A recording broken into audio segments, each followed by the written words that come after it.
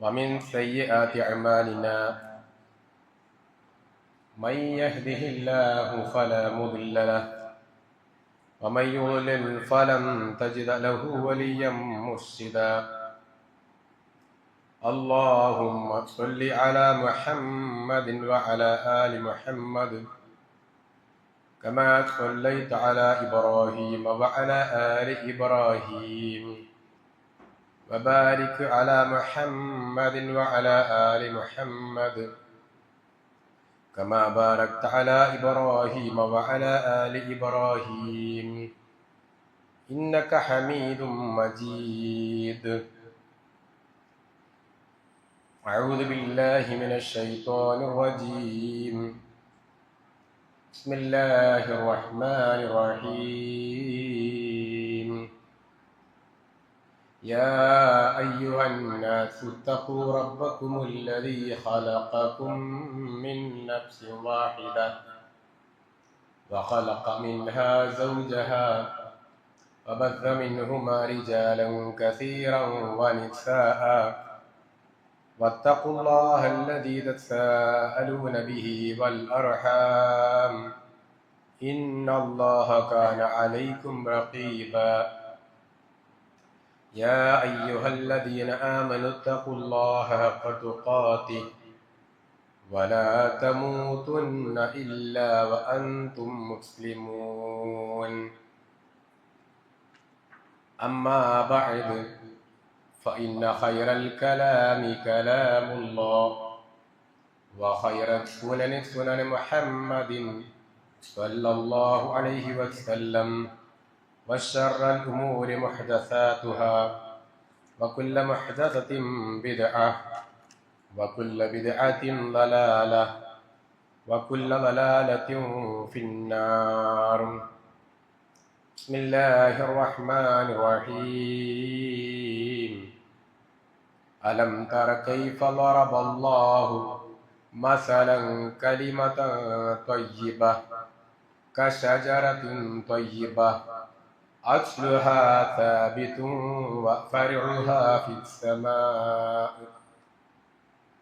يا أيها الإخوان والأخوات اتقوا الله عباد الله نوصيكم أولا بتقوى الله. ഏറെ സ്നേഹം നിറഞ്ഞ സഹോദരന്മാരെ സഹോദരിമാരെ, അള്ളാഹുവിൻ്റെ നിയമങ്ങളും നിർദ്ദേശങ്ങളും പാലിച്ച് ഖബറിലേക്ക് മടങ്ങേണ്ടവരാണ് നമ്മളെല്ലാവരും എന്ന ബോധത്തോടു കൂടി അമലുകളെ ചിട്ടപ്പെടുത്തണം എന്ന് ആമുഖമായി ഓരോരുത്തരെയും ഓർപ്പിക്കുകയാണ്. അള്ളാഹു നമുക്ക് എല്ലാവർക്കും പരിപൂർണമായ ഈമാനും ആരോഗ്യവും പ്രദാനം ചെയ്യുമാറാവട്ടെ. സഹോദരന്മാരെ സഹോദരിമാരെ, വിശ്വാസിയുടെ കടമകൾ എന്നുള്ളതാണ് നമ്മുടെ വിഷയം. വിശ്വാസികളോട് മാത്രമാണ് നമ്മുടെ സംസാരം.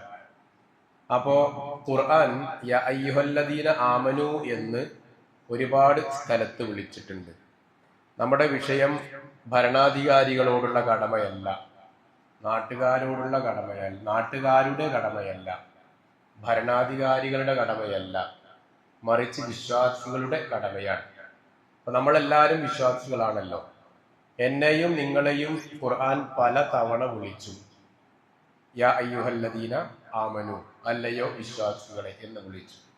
നമ്മൾ ആലോചിക്കേണ്ടത് ആ വിളി കേൾക്കുമ്പോൾ അത് ഞാൻ അതിൽ പെടുവോ എന്നുള്ളതാണ്. വിശ്വാസികൾക്കുണ്ടാവേണ്ട ഒരുപാട് ബാധ്യതകൾ ഖുർആൻ വിശദീകരിച്ചിട്ടുണ്ട്. അതിൽ ഏതൊക്കെ രംഗത്തുണ്ടാവണം?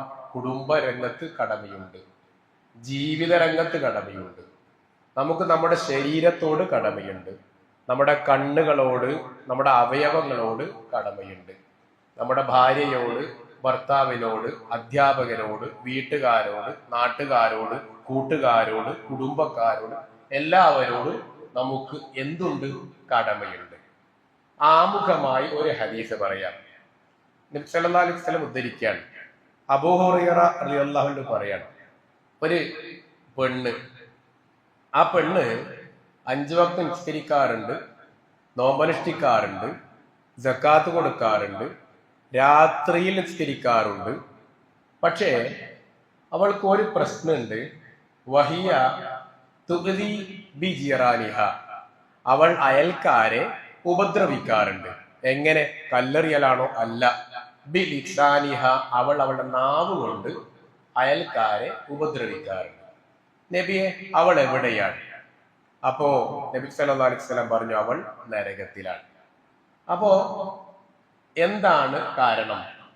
അയൽപ്പക്കക്കാരോടുള്ള ബാധ്യത ആ പെണ്ണ് നിർവഹിച്ചിട്ടില്ല.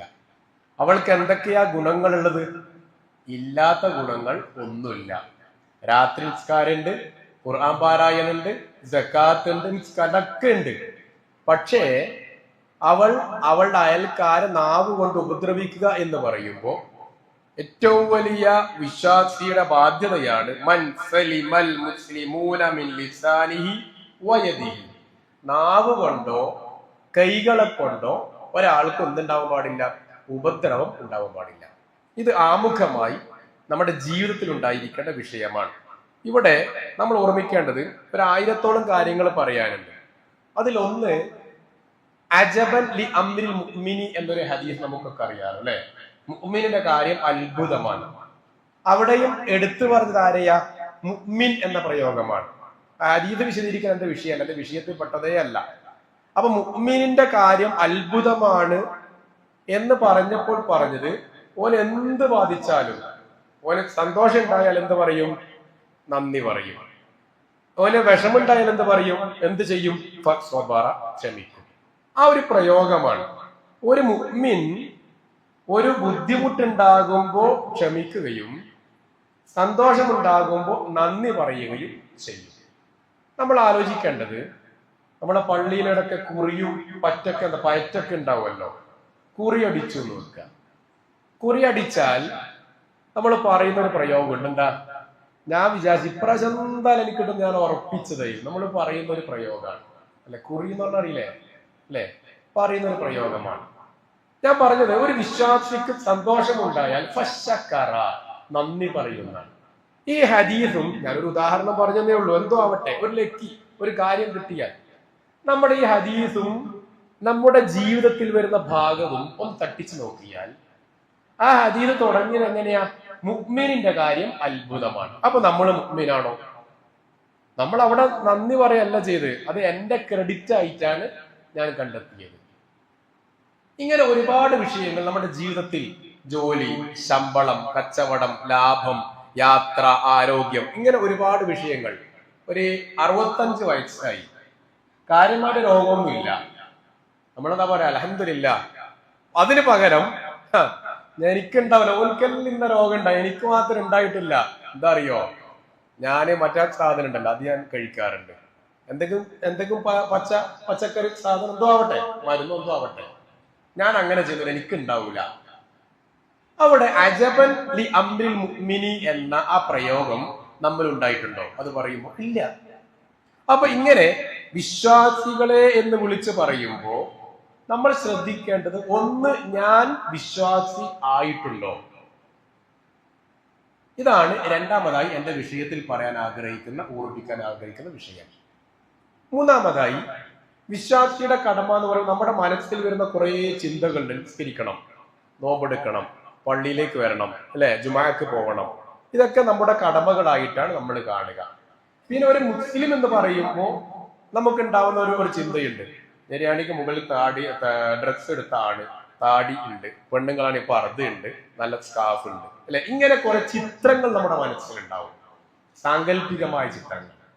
ഇവിടെ ഖുർആൻ പറഞ്ഞ ഒരായത്ത് സൂറത്തുൽ മുദ്ദസിറിൽ വന്ന ആയത്താണ്, 74-ാം സൂറത്തിലെ മാ സലഖകും ഫീ സഖർ ഖാലൂ ലം നകു മിനൽ മുസല്ലീൻ വലം നകു നുത്ഇമുൽ മിസ്കീൻ. എന്താണ് മാ സലഖകും ഫീ സഖർ? എന്താണ് നീ നരകത്തിലെത്താനുള്ള കാരണം? നരകത്തിൽപ്പെട്ടവനോട് അവിടെ ഉണ്ടാകുന്ന ആളുകൾ ചോദിക്കാൻ അല്ലെ, സ്വർഗക്കാരും നരകക്കാരൊക്കെ ചോദിക്കും, ഈ ദുനിയാവിൽ ഭയങ്കര സംഭവമായിരുന്നു, ഈ മൗലവി ആയിരുന്നു, ഉസ്താദായിരുന്നു, ഹത്തീബായിരുന്നു, സെക്രട്ടറി ആയിരുന്നു, പക്ഷെ നീ ഇപ്പൊ നോക്കുമ്പോൾ നരകത്തിലാണല്ലോ, നീ എങ്ങനെ ഈ നരകത്തിലെത്താൻ? നമുക്ക് എത്ര ആലോചിച്ചിട്ട് ഒത്തും പിടിയും കിട്ടുന്നില്ല. നീ എങ്ങനെയാ നരകത്തിലെത്തിയത്? അല്ലെ? ആള് ഭയങ്കര താടി ഉണ്ടായിരുന്നു, നല്ല ഹുതുബയായിരുന്നു, നല്ല പ്രഭാഷണമായിരുന്നു, നീ നമ്മൾ സെക്രട്ടറി ആയിരുന്നു, നീയായിരുന്നു നമ്മളൊക്കെ പള്ളിയിലേക്ക് കൊണ്ടുപോകാറുണ്ടായിരുന്നത്. പക്ഷെ നീ നോക്കുമ്പോ എവിടെയാ? നരകത്തിലാണ്. അവിടെ രണ്ട് മറുപടിയാണ്. ഒന്ന്, ഞാൻ നിസ്കാരക്കാരുടെ കൂട്ടത്തിൽപ്പെട്ടിരുന്നില്ല. രണ്ട്, വലം നകു നുത്ഇമുൽ മിസ്കീൻ, നമ്മൾ മിസ്കീന്മാർക്ക് ഭക്ഷണം കൊടുക്കുന്നവരിൽ പെട്ടിരുന്നില്ല. നമ്മുടെ ഏറ്റവും വലിയ ബാധ്യതയാണ് ഭക്ഷണം കൊടുക്കുക എന്നുള്ളത്. നമ്മൾ കിറ്റ് എപ്പോഴുണ്ടാവുക? റമദാൻ കിറ്റ് ഉണ്ടാവും അല്ലെ? റമദാൻ മാസപ്പിറവി കണ്ടാൽ ആദ്യത്തെ ഒരാഴ്ച ഇഫ്താർ കിറ്റിന്റെ കാലഘട്ടമാണ്. പിന്നെ റമദാൻ 25-ന് ശേഷം ഫിത്ർ സക്കാത്തിന്റെ കിറ്റിന്റെ കാലഘട്ടമാണ്. ഇത് കഴിഞ്ഞാൽ പിന്നെ ഈ പാവപ്പെട്ടവരുണ്ട് എന്ന് നമ്മൾ അറിയലപ്പോഴാ? അടുത്ത കൊല്ലം റമദാനില്ലാണ് അല്ലെ? ബാക്കി 11 മാസം നമുക്ക് ആരില്ല നാട്ടില്? പാവപ്പെട്ടവരില്ല. അപ്പൊ ഈ റമദാൻ നല്ല കാര്യമാണ്.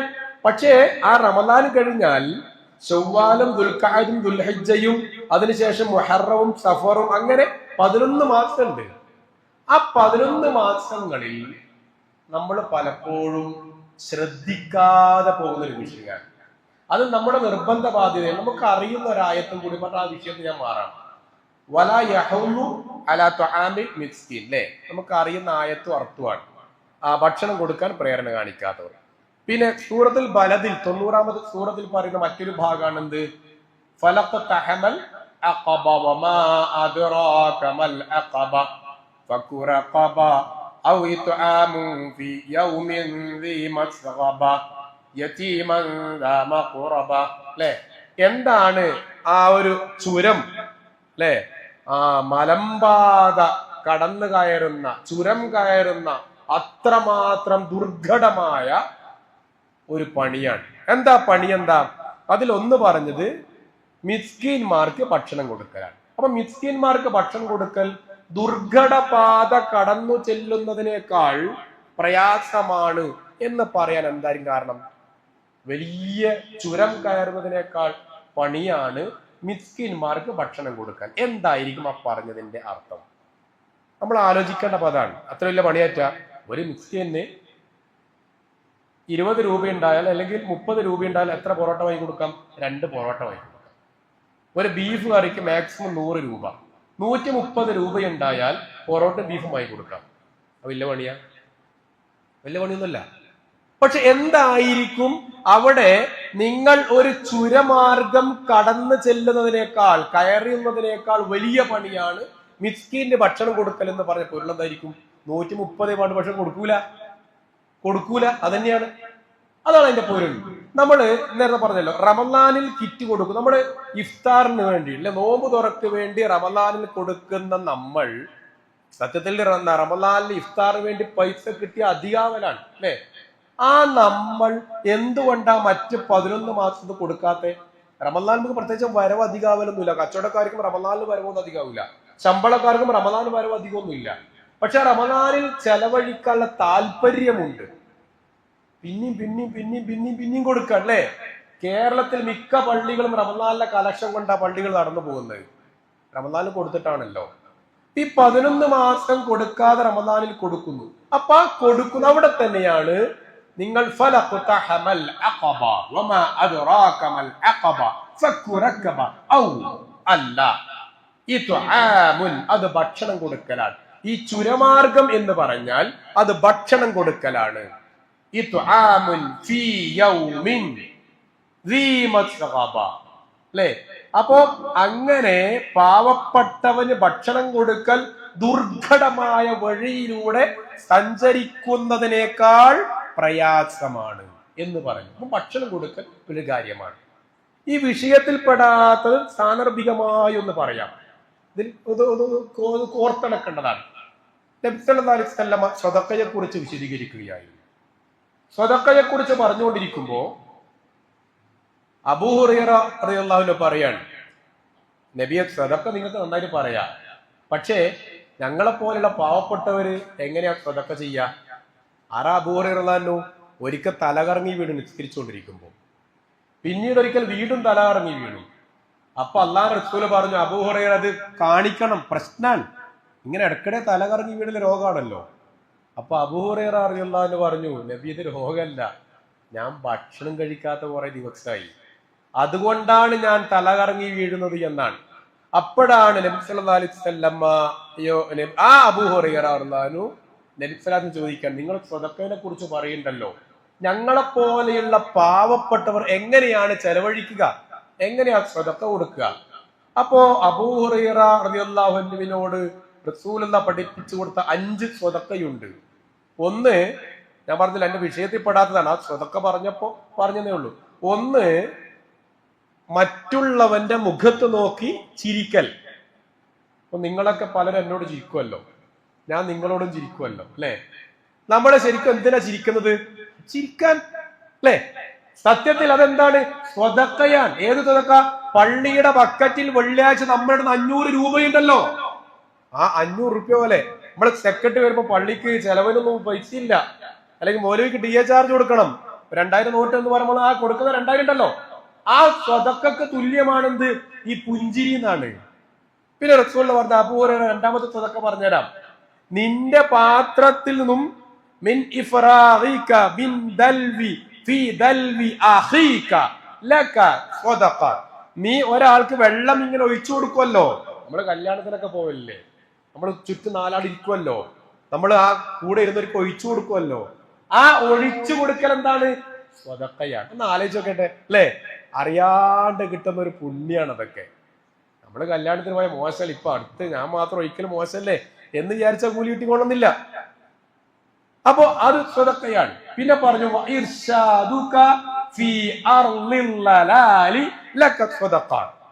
നീ നിന്റെ ഒരാള് വഴിതെറ്റി വന്നു, ഇപ്പൊ എരഞ്ഞിക്കൽ ജുമാഅത്ത് പള്ളിന്റെ അടുത്ത് എത്തി ഒരാൾ, ആള് ചോദിച്ചു എനിക്ക് പോവേണ്ടത് മാനാഞ്ചിറയിലേക്ക് പോകണം. അപ്പൊ കൃത്യമായി വഴി പറഞ്ഞു കൊടുത്താൽ ലക സ്വതഖ, അതെന്താണ്? സ്വതക്കയാണ്. ഇനി അയാളെ നീ എത്തിച്ചു കൊടുത്താലോ നിനക്ക് സ്വർഗാണ്. സമദത്താക്ക് സ്വർഗത്തിന്റെ കൂലി കിട്ടും. അല്ലാഹു തൗഫീഖ് നൽകുമാറാവട്ടെ. കാരണം എന്നെ എത്തിച്ചല്ലോ, അപ്പോ സ്വർഗമാണ്. പിന്നെ പറഞ്ഞു വത്തക്ബീറു വത്തഹ്മീദു വത്തഹ്ലീലു ലക സ്വതഖ. അതിന്റെ മലയാളം പറയണ്ടല്ലോ, അല്ലാഹു സുബ്ഹാനഹു വ തആല സ്വതഖയാണ്. പിന്നെ പറഞ്ഞു നിന്റെ വൽ മശ്യു ഇലൽ മസ്ജിദി ലക സ്വതഖ, പള്ളിയിലേക്ക് നടന്നാൽ അത് സ്വതഖയാണ്. അത് ആര് നടന്നാൽ? പുരുഷന്മാർ നടന്നാൽ എന്നാണ് നാട്ടിലെ പെണ്ണുങ്ങളോട് വിദ്വേഷമുള്ളവർ പറഞ്ഞത്. പെണ്ണുങ്ങൾ വേണ്ട, പുരുഷന്മാർ പോയാൽ മതി, കൂലി ഇങ്ങക്ക് വേണ്ട എന്ന് ചില ആൾക്കാർ പഠിപ്പിച്ചു.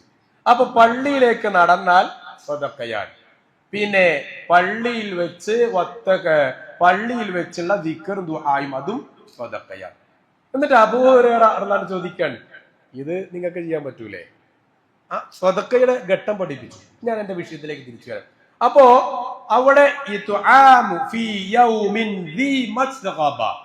അപ്പൊ പാവപ്പെട്ടവന് ഭക്ഷണം കൊടുക്കുക എന്നുള്ളത് ചുരമാർഗമാണ്, അത്രയും പ്രയാസമാണെന്നാ പറഞ്ഞത്. പ്രയാസം എന്ന് പറഞ്ഞാൽ നമ്മുടെ അടുത്ത് ഇല്ല എന്നല്ല പറഞ്ഞത്, കൊടുക്കൂലെന്ന്. അപ്പൊ അത് വലിയൊരു ബാധ്യതയായിട്ടാണ് ഇസ്ലാം പഠിപ്പിച്ചത്. വലിയൊരു ബാധ്യതയാണ് അല്ലെ? നമ്മുടെ വീട്ടിൽ അതിഥികൾ വന്നു, കല്യാണം നോക്കാം, വീട്ടിലെ കല്യാണം ഉണ്ട്. ആ കല്യാണത്തിന് എത്ര ലക്ഷം ചെലവാകും, എത്ര ആയിരം ചെലവാകും? ഒരു 500 ആൾക്ക്, 400 ആൾക്ക്, 200 ആൾക്ക്, 1000 ആൾക്ക് ഭക്ഷണം വെക്കുന്നു. ആ ഭക്ഷണത്തിനിടയിൽ ഒരു യാചകൻ തന്റെ മുഷിഞ്ഞ വസ്ത്രവുമായി വന്നാൽ നമ്മുടെ ആറ്റിറ്റ്യൂഡ് എന്തായിരിക്കും? പൊതുവെ നമ്മൾ ഫോർമാലിറ്റിക്ക് പറയാൻ നമ്മുടെ മനസ്സിൽ പറഞ്ഞാൽ നമ്മൾ എന്താ ഉണ്ടാവുക അല്ലെ? ഒരു മടുപ്പ് വരും. എന്തുകൊണ്ടാ? അതാ പറഞ്ഞത്. അപ്പൊ മണ്ണ് പുരണ്ട ഒരു മനുഷ്യന് ഭക്ഷണം കൊടുക്കുക എന്നുള്ളതാണ്, അത് വലിയൊരു ബാധ്യതയാണ്. മറ്റൊരു കാരണം പറയാ, നമ്മള് പള്ളിയിൽ ഇഫ്താർ സമയം എന്റെ വക 10,000 രൂപ, ഒരു ദിവസം 10,000 രൂപയാണ്. അപ്പൊ റമദാൻ രണ്ടാമത്തെ റമദാനിൽ എന്റെ വക 10,000 രൂപ. പക്ഷെ ആ 2-ാം ദിവസം ഒരാൾ പിരിവിന് വന്നു പള്ളിയിൽ. അയാൾ പള്ളിയിൽ കിടക്കും അല്ലെ? അയാൾക്ക് നോമ്പ് തുറയുണ്ടോ, അത്താഴുണ്ടോ, ഭക്ഷണം ഉണ്ടോ, ഇത് നമ്മൾ ആരെങ്കിലും അന്വേഷിക്കോ? അത് മിക്കവാറും സെക്രട്ടറി ചെയ്യും. എന്തുകൊണ്ടാ? സെക്രട്ടറിനെ പറയുന്നതാ, അപ്പൊ എനിക്ക് ചെയ്യാതിരിക്കാൻ പറ്റൂലല്ലോ, ഞാൻ സെക്രട്ടറി ആണല്ലോ. അപ്പൊ അയാൾ ചെയ്ത അയാൾ സെക്രട്ടറി ആയതുകൊണ്ടാണ്. വേറെ ആർക്കും എന്തില്ല, ബാധ്യതയില്ല. ഇഫ്താറിന് ഞാൻ എന്ത് ചെയ്തിട്ടുണ്ട്? 10,000 രൂപ കൊടുത്തിട്ടുണ്ട്. ഞാൻ ഒരു മനുഷ്യൻ പിരിവിന് വന്നപ്പോ ആ മനുഷ്യന്റെ ഭക്ഷണം എവിടെയെന്ന് അന്വേഷിക്കാൻ എനിക്ക് തോന്നിയിട്ടില്ല. എന്തുകൊണ്ടാ? മറ്റേത് റെസിപ്റ്റിൽ പേര് വരും, ഇത് റെസിപ്റ്റിൽ പേര് വരില്ല. നമ്മൾ അങ്ങനെയാണെന്നല്ല ഞാൻ പറഞ്ഞത്, നമ്മുടെ മാനസികമായ അവസ്ഥയാണ്. ഇവിടെയാണ് ഖുർആന്റെ പ്രഖ്യാപനം. എന്ത്? ഒന്ന്, രണ്ട്, നരകത്തിലേക്ക് എത്തുവാനുള്ള കാരണം എന്താണ്. പിന്നെ മൂന്നാമതായി ഖുർആൻ പഠിപ്പിച്ചത്, ബാധ്യതയായി പഠിപ്പിച്ചത് നമ്മൾ അറിയുന്ന മറ്റൊരായത്താണ്.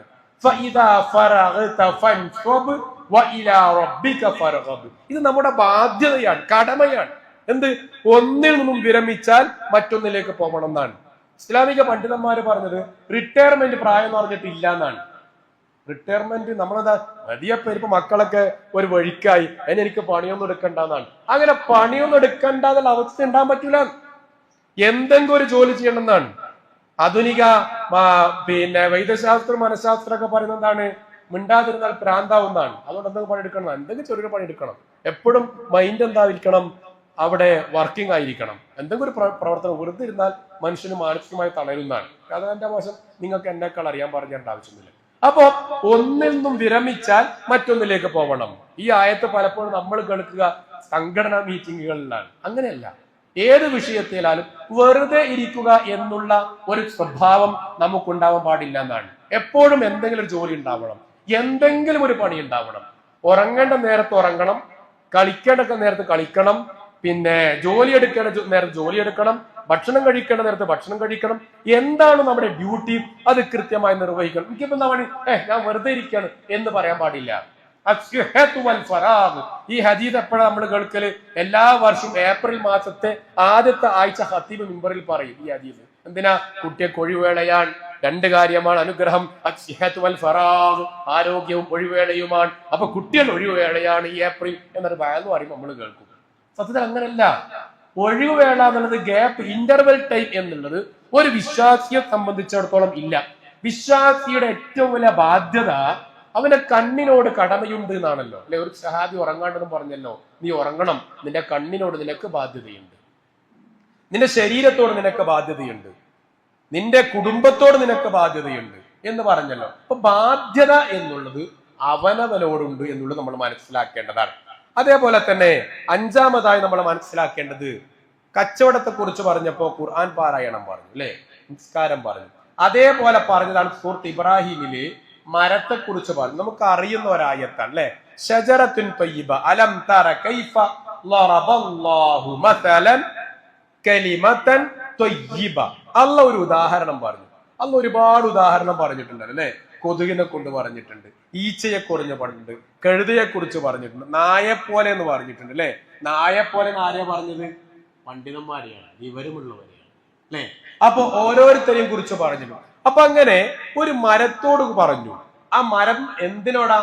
നല്ല വാക്ക് മരത്തെ പോലെയാണ്. മരത്തിന്റെ പ്രത്യേകത എന്താ? സാധാരണ നമ്മളെ ചെമ്പരത്തി ചെടി പോലെയല്ല, അതിങ്ങനെ പൊരിച്ചാൽ കിട്ടും അല്ലെ. വലിയ മരമാണ്. ആ മരത്തിന്റെ പ്രത്യേകത, അതിന്റെ വേരുകൾ ഭൂമിയിലേക്ക് ആഴ്ന്നാഴ്ന്ന് പോയിട്ടുണ്ട്. ആ മരത്തിന്റെ പ്രത്യേകത, ചെറിയ കാറ്റുകളെ കൊണ്ടൊന്നും മരം കടപുഴകി വീഴൂല. മാത്രല്ല നല്ല വിശാലമായ കൊമ്പുകൾ, ശിഖരങ്ങൾ ഉണ്ടാവും, വേര് അടിയിലോട്ട് പോയിട്ടുണ്ടാവും. അത് ഒരുപാട് പഴവർഗ്ഗങ്ങൾ തരുന്നു, എല്ലാവർക്കും ഉപകരിക്കുന്നു. ഇതുപോലെയാണ് എന്ത്? കലിമത്തുൻ ത്വയ്യിബ എന്നാണ്. കലിമത്തുൻ ത്വയ്യിബ എന്നുള്ളത് ഒരുപാട് വിശദീകരിക്കേണ്ടതാണ്. ഒന്ന്, ലാ ഇലാഹ ഇല്ലല്ലാഹ്, ലാ ഇലാഹ ഇല്ലല്ലാഹ്. രണ്ട്, നമ്മുടെ സ്വഭാവമാണ്. ഒരു മനുഷ്യൻ, നമ്മൾ പറഞ്ഞല്ലോ, റസൂലുള്ളാഹി പറഞ്ഞ ഒരുപാട് ഹദീസുകളിൽ, ഒരു മനുഷ്യൻ എങ്ങനെ ആയിരിക്കണം എന്ന് ചോദിച്ചാൽ നല്ല സ്വഭാവമായിരിക്കണം എന്നാണ്. എന്താ ഈ നല്ല സ്വഭാവം എന്ന് പറഞ്ഞാൽ? ഒന്ന് ചിരി തന്നെയാണ് അല്ലേ. റസൂലുള്ളാഹി പറഞ്ഞല്ലോ, ലാ തഹ്ഖിറന്ന മിനൽ മഅറൂഫി ശൈഅ, ഒരു നന്മയും നീ നിസ്സാരമാക്കി തള്ളാൻ പാടില്ല, പുഞ്ചിരിക്കുന്നത് പോലും എന്ന് പറഞ്ഞാ ഒരു നന്മയെന്നാണ്. അവിടെയാണ് ലാ ഇലാഹ ഇല്ലല്ലാഹ് എന്നുള്ളത് ഈമാനിന്റെ തുടക്കമാണ് അല്ലെ, ഏറ്റവും മുകളിലാണ്. എന്നാൽ ഈമാന്റെ ഏറ്റവും താഴ്ന്ന എന്താ? വഴിയിലെ ബുദ്ധിമുട്ട് നീക്കലാണ്. ഇത് നമ്മളെപ്പോഴാണ് കേൾക്കുക? നബിദിനത്തിന്റെ റാലിയെ എതിർക്കാൻ വേണ്ടി നമ്മൾ പറയുമ്പോഴാണ് നമ്മൾ കേൾക്കുക അല്ലെ. സത്യത്തിൽ നമ്മുടെ ബാധ്യതയായി വഴിയിലെ അബദ്ധങ്ങൾ മാറ്റുക, ഇതൊരു ഹദീസാണ്. ധരിച്ചൊരു ഹദീസിൽ കാണാം, ഒരു സഹാബി സ്വർഗത്തിലേക്ക് എത്തുകയാണ്. സ്വർഗത്തിൽ ഒരു വീട് നിർമ്മിക്കപ്പെട്ടു കൊടുക്കുന്നു. അപ്പൊ എന്താ കാരണം? റസൂലുള്ളാഹി സ്വല്ലല്ലാഹു അലൈഹി വസല്ലം പറയാണ്, അദ്ദേഹം തന്റെ വഴിയിലുള്ള ഈത്തപ്പനയുടെ ഓല എടുത്തു മാറ്റിയത് കാരണത്താൽ അദ്ദേഹത്തിന് അള്ളാഹു സ്വർഗത്തിൽ ഒരു വീട് നിർമ്മിച്ചു കൊടുക്കുന്നതാണ്. അപ്പൊ അതിന്റെ അർത്ഥം എന്താ? വിശ്വാസിയുടെ ബാധ്യതയാണ് ഒരു അപരൻ, ഒരു മനുഷ്യൻ, മുസ്ലിം എന്നല്ല, ജൂതൻ എന്നല്ല, ക്രിസ്ത്യാനി എന്നല്ല, ഹിന്ദു എന്നല്ല, ഒരു മനുഷ്യൻ എന്നിലൂടെ രക്ഷപ്പെടുമെങ്കിൽ രക്ഷപ്പെടണം. ഒരാളും എന്നിലൂടെ കഷ്ടപ്പെടാൻ പാടില്ല, ഒരാളും എന്നിലൂടെ പ്രയാസം അനുഭവിക്കാൻ പാടില്ല എന്നതിനേക്കാൾ ഉപരി ആരുടെയെങ്കിലും പ്രയാസമുണ്ടെങ്കിൽ ആ പ്രയാസം തീർക്കേണ്ടവനാണ് ആര്? മുസ്ലിം. എന്ന് പറഞ്ഞാൽ നമ്മൾ പള്ളിയുടെ മൂലയിൽ മെഹ്റാബുകളിൽ ഒതുങ്ങിക്കഴിയേണ്ടവനല്ല. ഒരു ഇമാം ആയാലും ഖത്തീബായാലും എന്താ ഖത്തീബിന്റെ ഡ്യൂട്ടി? എന്താ?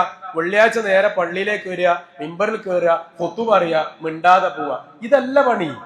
സാമൂഹ്യ ജീവിയായിരിക്കും. മനുഷ്യന്മാർ മിണ്ടാൻ തയ്യാറാവണം, ചിരിക്കാൻ തയ്യാറാവണം, ഇടപെടാൻ തയ്യാറാവണം, ഇടപഴകാൻ തയ്യാറാവണം, പൾസറിയണം, സമൂഹത്തിന്റെ മഹലിന്റെ പൾസറിയണം. ഇങ്ങനെ ആയിരിക്കണം ഇമാംമാർ എന്നാണ് കെ മൗലവി പറഞ്ഞ ഒരു ഉദ്ധരണിയുണ്ട്. കെ മൗലവി റഹിമഹുല്ല പറഞ്ഞത് ഇമാമുമാർക്ക് കളിക്കാൻ വേണ്ടി കോർട്ട് ഉണ്ടാക്കി കൊടുക്കണം എന്നാണ്.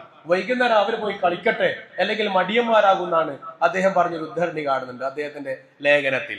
ഏതായാലും ആ രൂപത്തിൽ ഇടപെടാൻ തയ്യാറ്, സമൂഹത്തിന്റെ കൂടെ നടക്കുന്നവരായിരിക്കണം ഇമാമുമാർ. ഞാൻ ഇമാമുമാരെ എടുത്തു പറഞ്ഞത്. അപ്പൊ നമ്മളെന്തായിരിക്കണം? നമ്മൾ അതിനേക്കാളാവണം എന്നാണ് ഞാൻ പറഞ്ഞതിന് ചുരുക്കം, അല്ലെ? അപ്പോ സമൂഹത്തിന്റെ കൂടെ ഇടപെടുന്നവരായിരിക്കണം നമ്മൾ.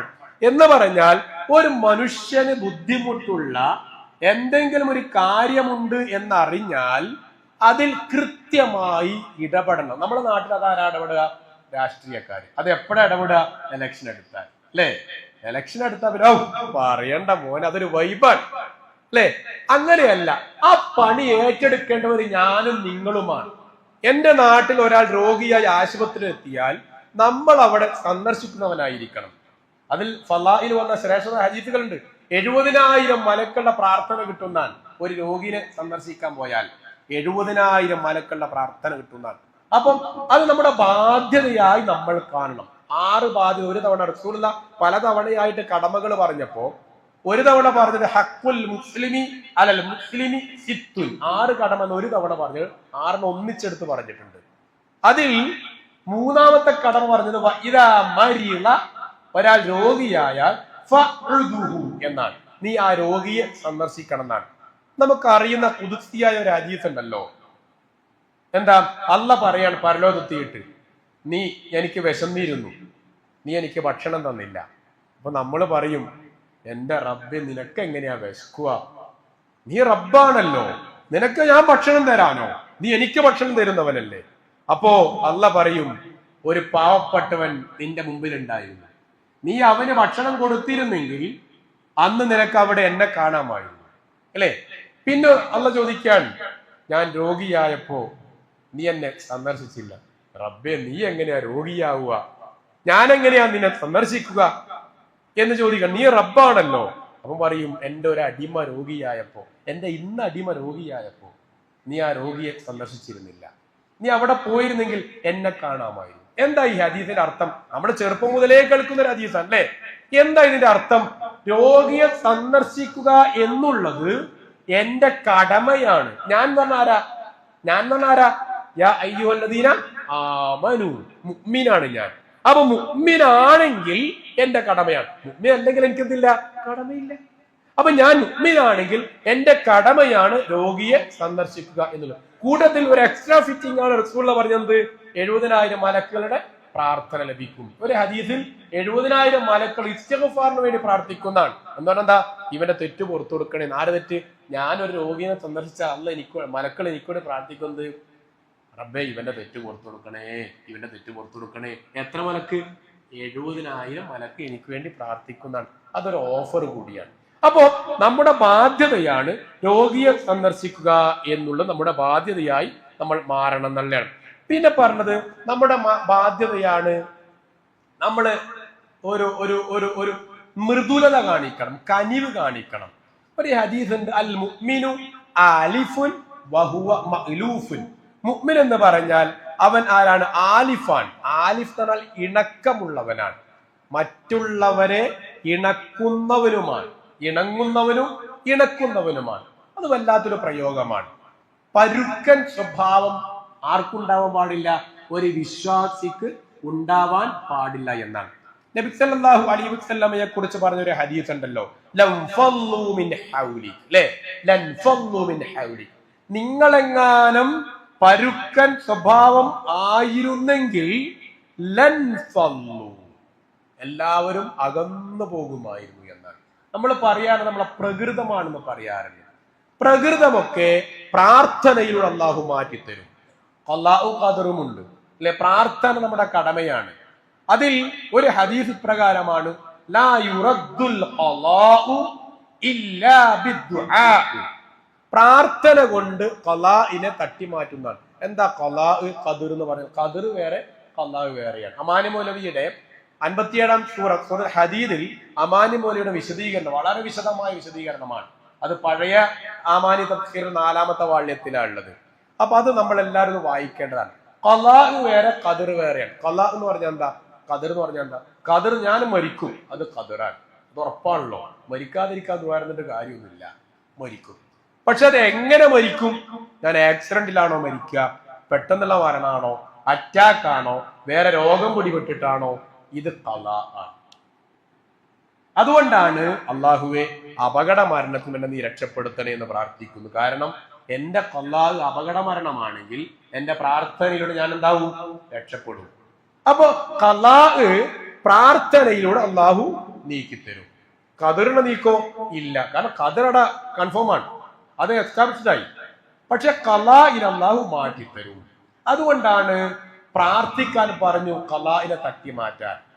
അപ്പൊ പറഞ്ഞത് ലാ യുറദ്ദുൽ ഖലാഉ ഇല്ലാ ബിദ്ദുആ, പ്രാർത്ഥന കൊണ്ട് ഖലാഇനെ തട്ടി മാറ്റും. അപ്പൊ പരുക്കൻ സ്വഭാവമാണ് നമ്മളെങ്കിൽ, എടുത്തുചാട്ടക്കാരനാണ് നമ്മളെങ്കിൽ അല്ലാഹുവിനെ പ്രാർത്ഥിക്കുക 5 നേരം. പ്രാർത്ഥന സ്വീകരിക്കുന്ന സമയങ്ങളിലൊക്കെ പറയാ, പടച്ചോനെ എന്റെ ആ ഒരു പരുക്കൻ സ്വഭാവമാണ്, രക്ഷപ്പെടുത്തണേ. രക്ഷപ്പെടൂലേ? ഉമർ റളിയല്ലാഹു പരുക്കനായിരുന്നു, അല്ലെ? ഉമർ റളിയല്ലാഹു പരുക്കനായിരുന്നു. മറ്റൊന്ന് സ്വാഭാവികമായി മാറും ചില സ്വഭാവം. എങ്ങനെ അറിയോ? ഈ സ്ഥായിയായി ജന്മനായുള്ള സ്വഭാവം ചിലപ്പോൾ മാറിക്കൊള്ളണമെന്നില്ല. അത് മാറാൻ പ്രാർത്ഥന കൊണ്ടേ നിവൃത്തിയുള്ളൂ. അതല്ലാതെ സാഹചര്യം കൊണ്ടുള്ള സ്വഭാവം സാഹചര്യം കൊണ്ട് മാറും. ഉമർ റളിയല്ലാഹു അൻഹു ജന്മന പരുക്കനായിരുന്നില്ല എന്നാ ചരിത്രം പഠിപ്പിക്കുന്നത്.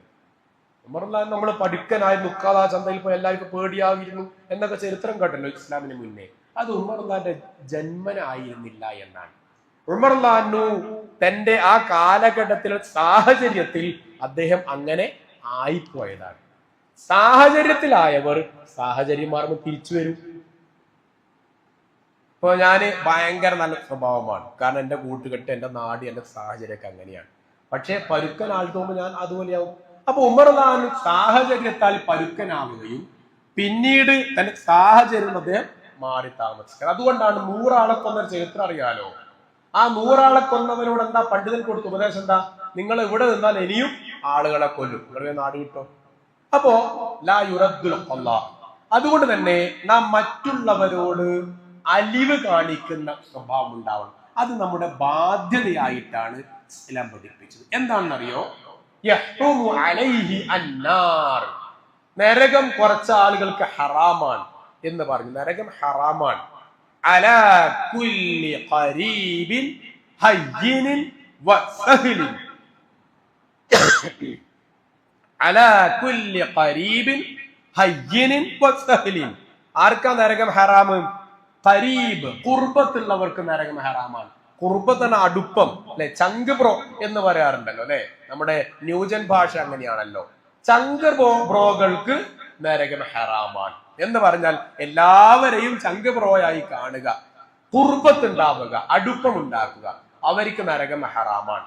നമ്മുടെ ഭാര്യ, നമ്മുടെ ഭർത്താവ്, നമ്മുടെ മക്കൾ, നമ്മുടെ ഉപ്പ, നമ്മുടെ ഉമ്മ, നമ്മുടെ കൂട്ടുകാരൻ, അങ്ങനെ എല്ലാവരും ചങ്ക് ബ്രോ ആയി മാറിയാൽ എന്തായി? നമുക്ക് നരകം ഹറാമാകും.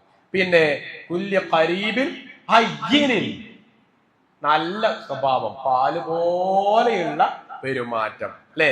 നല്ല മാർദ്ദവമായ സോഫ്റ്റ് ഉള്ള പെരുമാറ്റം.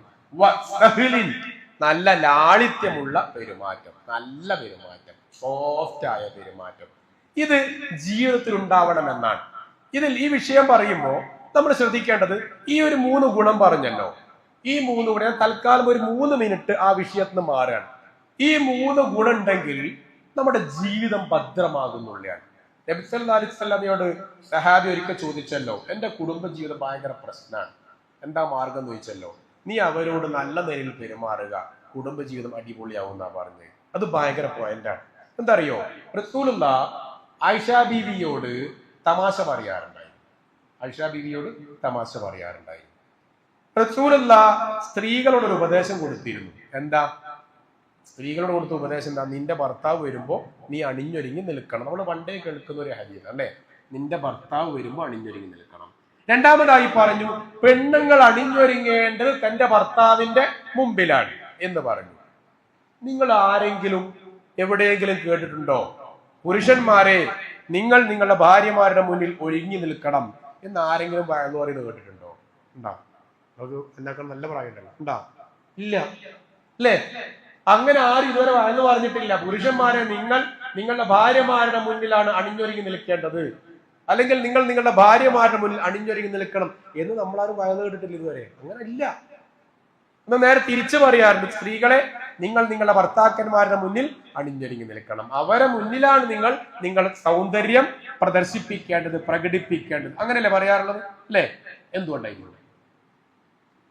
ചില യുക്തിവാദികളൊക്കെ ഇത് വലിയ കുറ്റായിട്ടാ പറയാറുണ്ട്. കണ്ടോ, പെണ്ണുങ്ങൾ അടിമയാണ്, കണ്ടോ പെണ്ണിനോട് പറയുന്നു നിന്റെ സൗന്ദര്യം നിന്റെ കെട്ടിയോന്റെ മുമ്പിൽ മാത്രമേ പറ്റൂ, ആണിന് ഒന്നും പ്രശ്നമില്ല എന്നാണ്. കേൾക്കുന്ന പെണ്ണുങ്ങന്മാരും പേരിക്കും ശരിയല്ലേ? ശരിയല്ല, തെറ്റാണ്.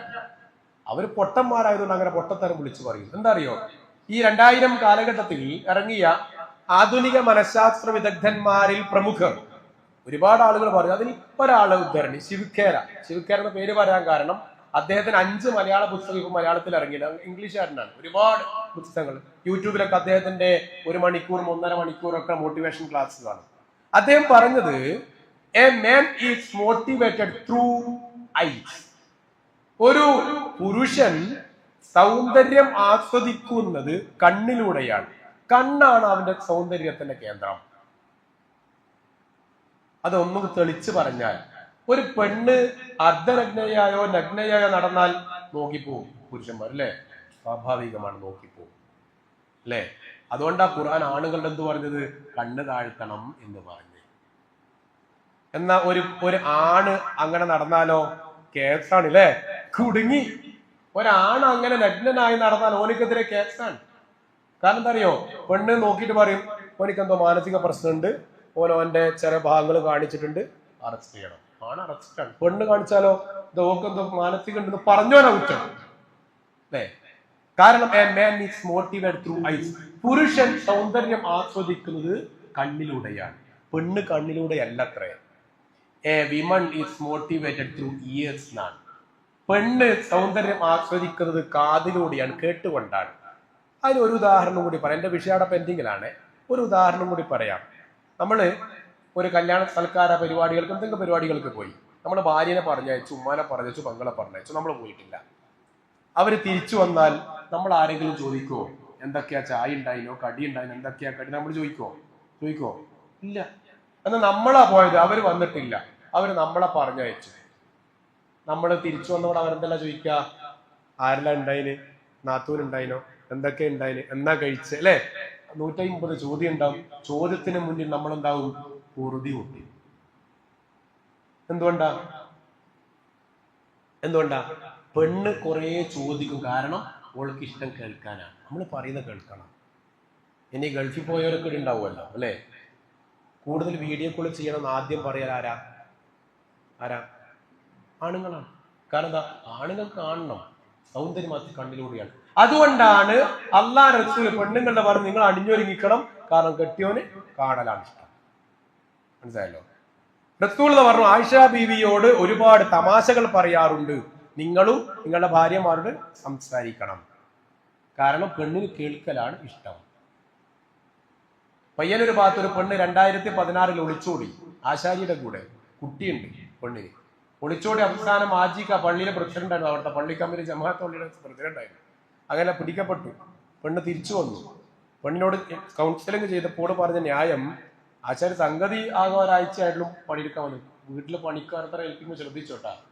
അപ്പൊ ഒരാഴ്ച ആയിട്ടുള്ളൂ പണിക്ക് വന്നിട്ട്. പക്ഷെ അയാൾ വന്ന അന്ന് മുതൽ ഭയങ്കര തമാശയാണ്. എനിക്കാണെങ്കിൽ ഭയങ്കര ഇഷ്ടമാണ്. എൻ്റെ ഭർത്താവാണെങ്കിൽ മര്യാദയ്ക്ക് സംസാരിക്കൂല. അപ്പൊ പെണ്ണ് കേൾക്കാൻ ആഗ്രഹിക്കുന്നു. പറഞ്ഞത് ഈ ഒരു സ്വഭാവം നമ്മിൽ ഉണ്ടാവണം.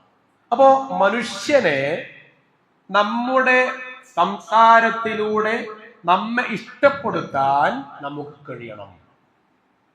അങ്ങനെ നല്ല സ്വഭാവത്തിലേക്ക് എത്തിയാൽ കുടുംബം നന്നാ. അത് പറയാനാണ് ഇത്ര ഈ അതിൻ്റെ ഇടയിൽ കുറച്ച് കഥയല്ല ഉള്ളത് കയറ്റിയത്. ഉപകാരപ്രദമായ തന്നെയാണ്.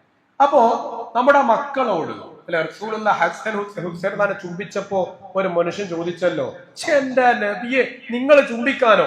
എനിക്ക് 11 മക്കൾ ഉണ്ടായിട്ട് ഒരാളെ പോലും ഞാൻ ചുംബിച്ചിട്ടില്ല. അതിന് നിങ്ങൾക്ക് അല്ലാഹ് കാരുണ്യം തന്നിട്ടില്ല, അത് ഞാൻ എന്താ ചെയ്യേണ്ടതെന്ന് ചോദിച്ചല്ലോ. ഈ നെറ്റിയിലെ ചുംബനം, ഉമ്മമാര് പ്രത്യേകിച്ച് ശ്രദ്ധിക്കേണ്ടതാണ്.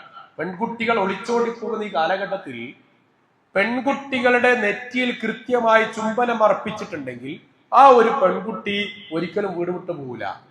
കാരണം നെറ്റിയിലെ ചുംബനം നിനക്ക് ഞാൻ എന്നും കൂടപ്പിറപ്പായുണ്ട് എന്ന് മാനസികമായ മന്ത്രമാണത്രേ നെറ്റിയിലെ ചുംബനം. കവിളിലെ ചുംബനം എനിക്കെന്നെ ഭയങ്കര ഇഷ്ടാട്ടോ, അത് പറഞ്ഞറിയിക്കാൻ കഴിയില്ല എന്നുള്ളതാണ് അത്രേ കവിളിലെ ചുംബനം. നബി സല്ലല്ലാഹു അലൈഹി വസല്ലമ ഹുസൈനെ ചുംബിച്ചത് നെറ്റിയിലും കവിളത്തും തുറുതുറ ചുംബിച്ചിരുന്നു എന്ന് ഹദീസുകളിൽ കാണുവാൻ പറ്റുന്നു. ആയിഷാ ബീവി റളിയല്ലാഹു അൻഹ കവിളിൽ ചുംബിച്ചു എന്നൊക്കെ ഹദീസിൽ കേൾക്കാറുണ്ടല്ലോ. നബി സല്ലല്ലാഹു അലൈഹി വസല്ലം വഫാത്തായി കിടക്കുമ്പോ അബൂബക്കർ റളിയല്ലാഹു അൻഹു വീട്ടിലേക്ക് എത്തുകയാണ്. അപ്പൊ നബിയെ പുറത്ത് മൂടിയിട്ടുണ്ട്. ആ മുഖത്ത് തുണി മാറ്റിക്കൊണ്ട് അബൂബക്കർ റളിയല്ലാഹു അൻഹു നെറ്റിയിൽ ചുംബിച്ചു. ശേഷം കവിളിലും ചുംബിച്ചു. എന്നിട്ട് പറഞ്ഞു, മൻ കാന യഅബുദു മിൻകും മുഹമ്മദൻ ഫഇന്നഹു ഖദ് മാത്. ആരെങ്കിലും മുഹമ്മദ് നബിയെ ആണ് ആരാധിച്ചതെങ്കിൽ ഇതാ നബി മരിച്ചിരിക്കുന്നു. ഇത് എപ്പോഴാ പറഞ്ഞേ? ചുംബിച്ചതിന് ശേഷമാണ്. എന്ന് പറഞ്ഞ നബിയെ എനിക്ക് നിങ്ങൾ അത്ര ഇഷ്ടമാണ്. കവിളിലും നെറ്റിയിലും ചുംബിച്ചു എന്നുള്ളത് അവിടെ ആധാറുകളായി വന്നിട്ടുള്ള സംഗതിയാണ്. അപ്പൊ ചുംബനം എന്നുള്ളത് ഉണ്ടാവേണ്ടതാണ്. മക്കളെ നമ്മൾ ചുംബിക്കാറുണ്ടോ എന്ന് ആലോചിക്കേണ്ടതാണ് ഇതിന്റെ ഇടയിൽ. അപ്പൊ സ്നേഹം എന്നുള്ളത്, സ്വഭാവം എന്നുള്ളത് നന്നാക്കിയാൽ കുടുംബത്തിൽ പ്രശ്നം ഉണ്ടാവില്ല. പിന്നെ സംസാരമാണ് നമ്മുടെ ബാധ്യത, വലിയൊരു വിഷയമാണ്. ആയിഷാ ബീവി ഹഫ്സാ ബീവിയെ കുറിച്ച് പറഞ്ഞല്ലോ. ആയിഷാ ബീവി മുഴുവൻ ഇങ്ങനെ അഫ്സനെ കുറിച്ച് പുകഴ്ത്താണ് റളിയല്ലാഹു അൻഹ, അല്ലെ? അപ്പൊ റസൂലുള്ളാഹിയോട് ഹഫ്സാ ബീവിയെ കുറിച്ച് പറഞ്ഞപ്പോ ആയിഷാ ബീവിക്ക് ഇഷ്ടപ്പെട്ടിട്ടില്ല. മറ്റൊരു ഭാര്യയാണല്ലോ. അപ്പോ ആയിഷാ ബീവി ചോദിച്ചല്ലോ, ആ ഖസീറ, ആ കുള്ളത്തി പെണ്ണല്ലേ? നിങ്ങൾ വല്ലാണ്ട് അഫ്സനെ കുറിച്ച് മധുവൊന്നും പറയണ്ടപ്പാ, ആ കുള്ളത്തി പെണ്ണല്ലേ എന്ന് ചോദിച്ചു. റസൂലുള്ളാഹിയുടെ മുഖം ചുവന്നു തുടുത്തു, നെറ്റി വിയർത്തു എന്നൊക്കെ ഹദീസിൽ കാണാം. അങ്ങനെ റസൂലുള്ളാഹി ചോദിക്കാൻ, ലൗ മസജ്ത ഔല ഹാദാ, ഈ വാക്ക് കടലിലെങ്ങാനും കലക്കിയിട്ടുണ്ടെങ്കിൽ കടലിന്റെ കളറ് മാറുമായിരുന്നു. കടലിന്റെ നിറം രക്തത്തിന്റെ നിറം മാറുമായിരുന്നു. രക്തത്തിന് എന്താ കളറ്? ചുവപ്പാണ്, അല്ലെ? കടലിന്റെ നിറം മാറുമായി എന്ന് പറഞ്ഞാൽ കടൽ നല്ല ബക്കറ്റിൽ വെള്ളമൊന്നുമല്ലല്ലോ, അല്ലെ? ഒരുപാട് വെള്ളമുള്ള ഈ കടൽ കളർ മാറിപ്പോകുന്ന അല്ല, അതിന്റെ ഗാംഭീര്യം പറയണം. എന്താ ചോദിച്ച്? ആ കുള്ളത്തിയല്ലേ, നമ്മൾ ആ മൊടവനല്ലേ എന്ന് പറയൂലേ, അല്ലെ? ആ കുള്ളത്തിയല്ലേ. ഇത് കടലിന്റെ നിറം മാറുവാൻ മാത്രം അപകടകരമാണെന്ന് പറയുമ്പോൾ സംസാരം ശ്രദ്ധിക്കണം എന്നാണ്. അപ്പോ നമ്മുടെ സംസാരം നന്നാക്കുക എന്നത് ബാധ്യതയാണ്. നേരത്തെ പറഞ്ഞു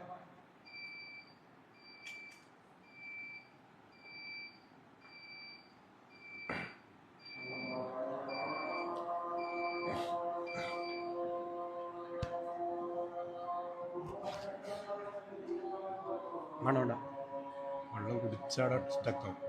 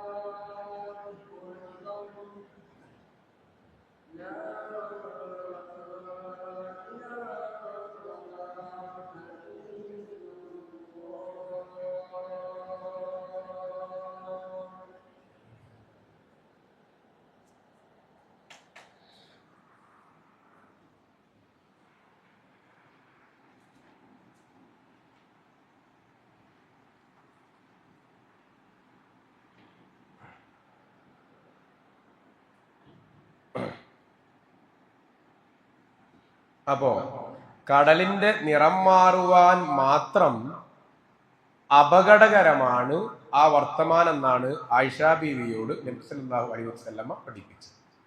അപ്പോ അതിന്റെ അർത്ഥം നമ്മുടെ സംസാരം നന്നാവണമെന്നാണ്. ഞാൻ ഈ വിഷയം തുടങ്ങിയത് ഏത് പറഞ്ഞിട്ടാ? യഹ്റുമു അലൈഹി അന്നാർ അലാ കുല്ലി ഖരീബിൻ ഹയ്യിനിൻ വസഹ്ലിൻ.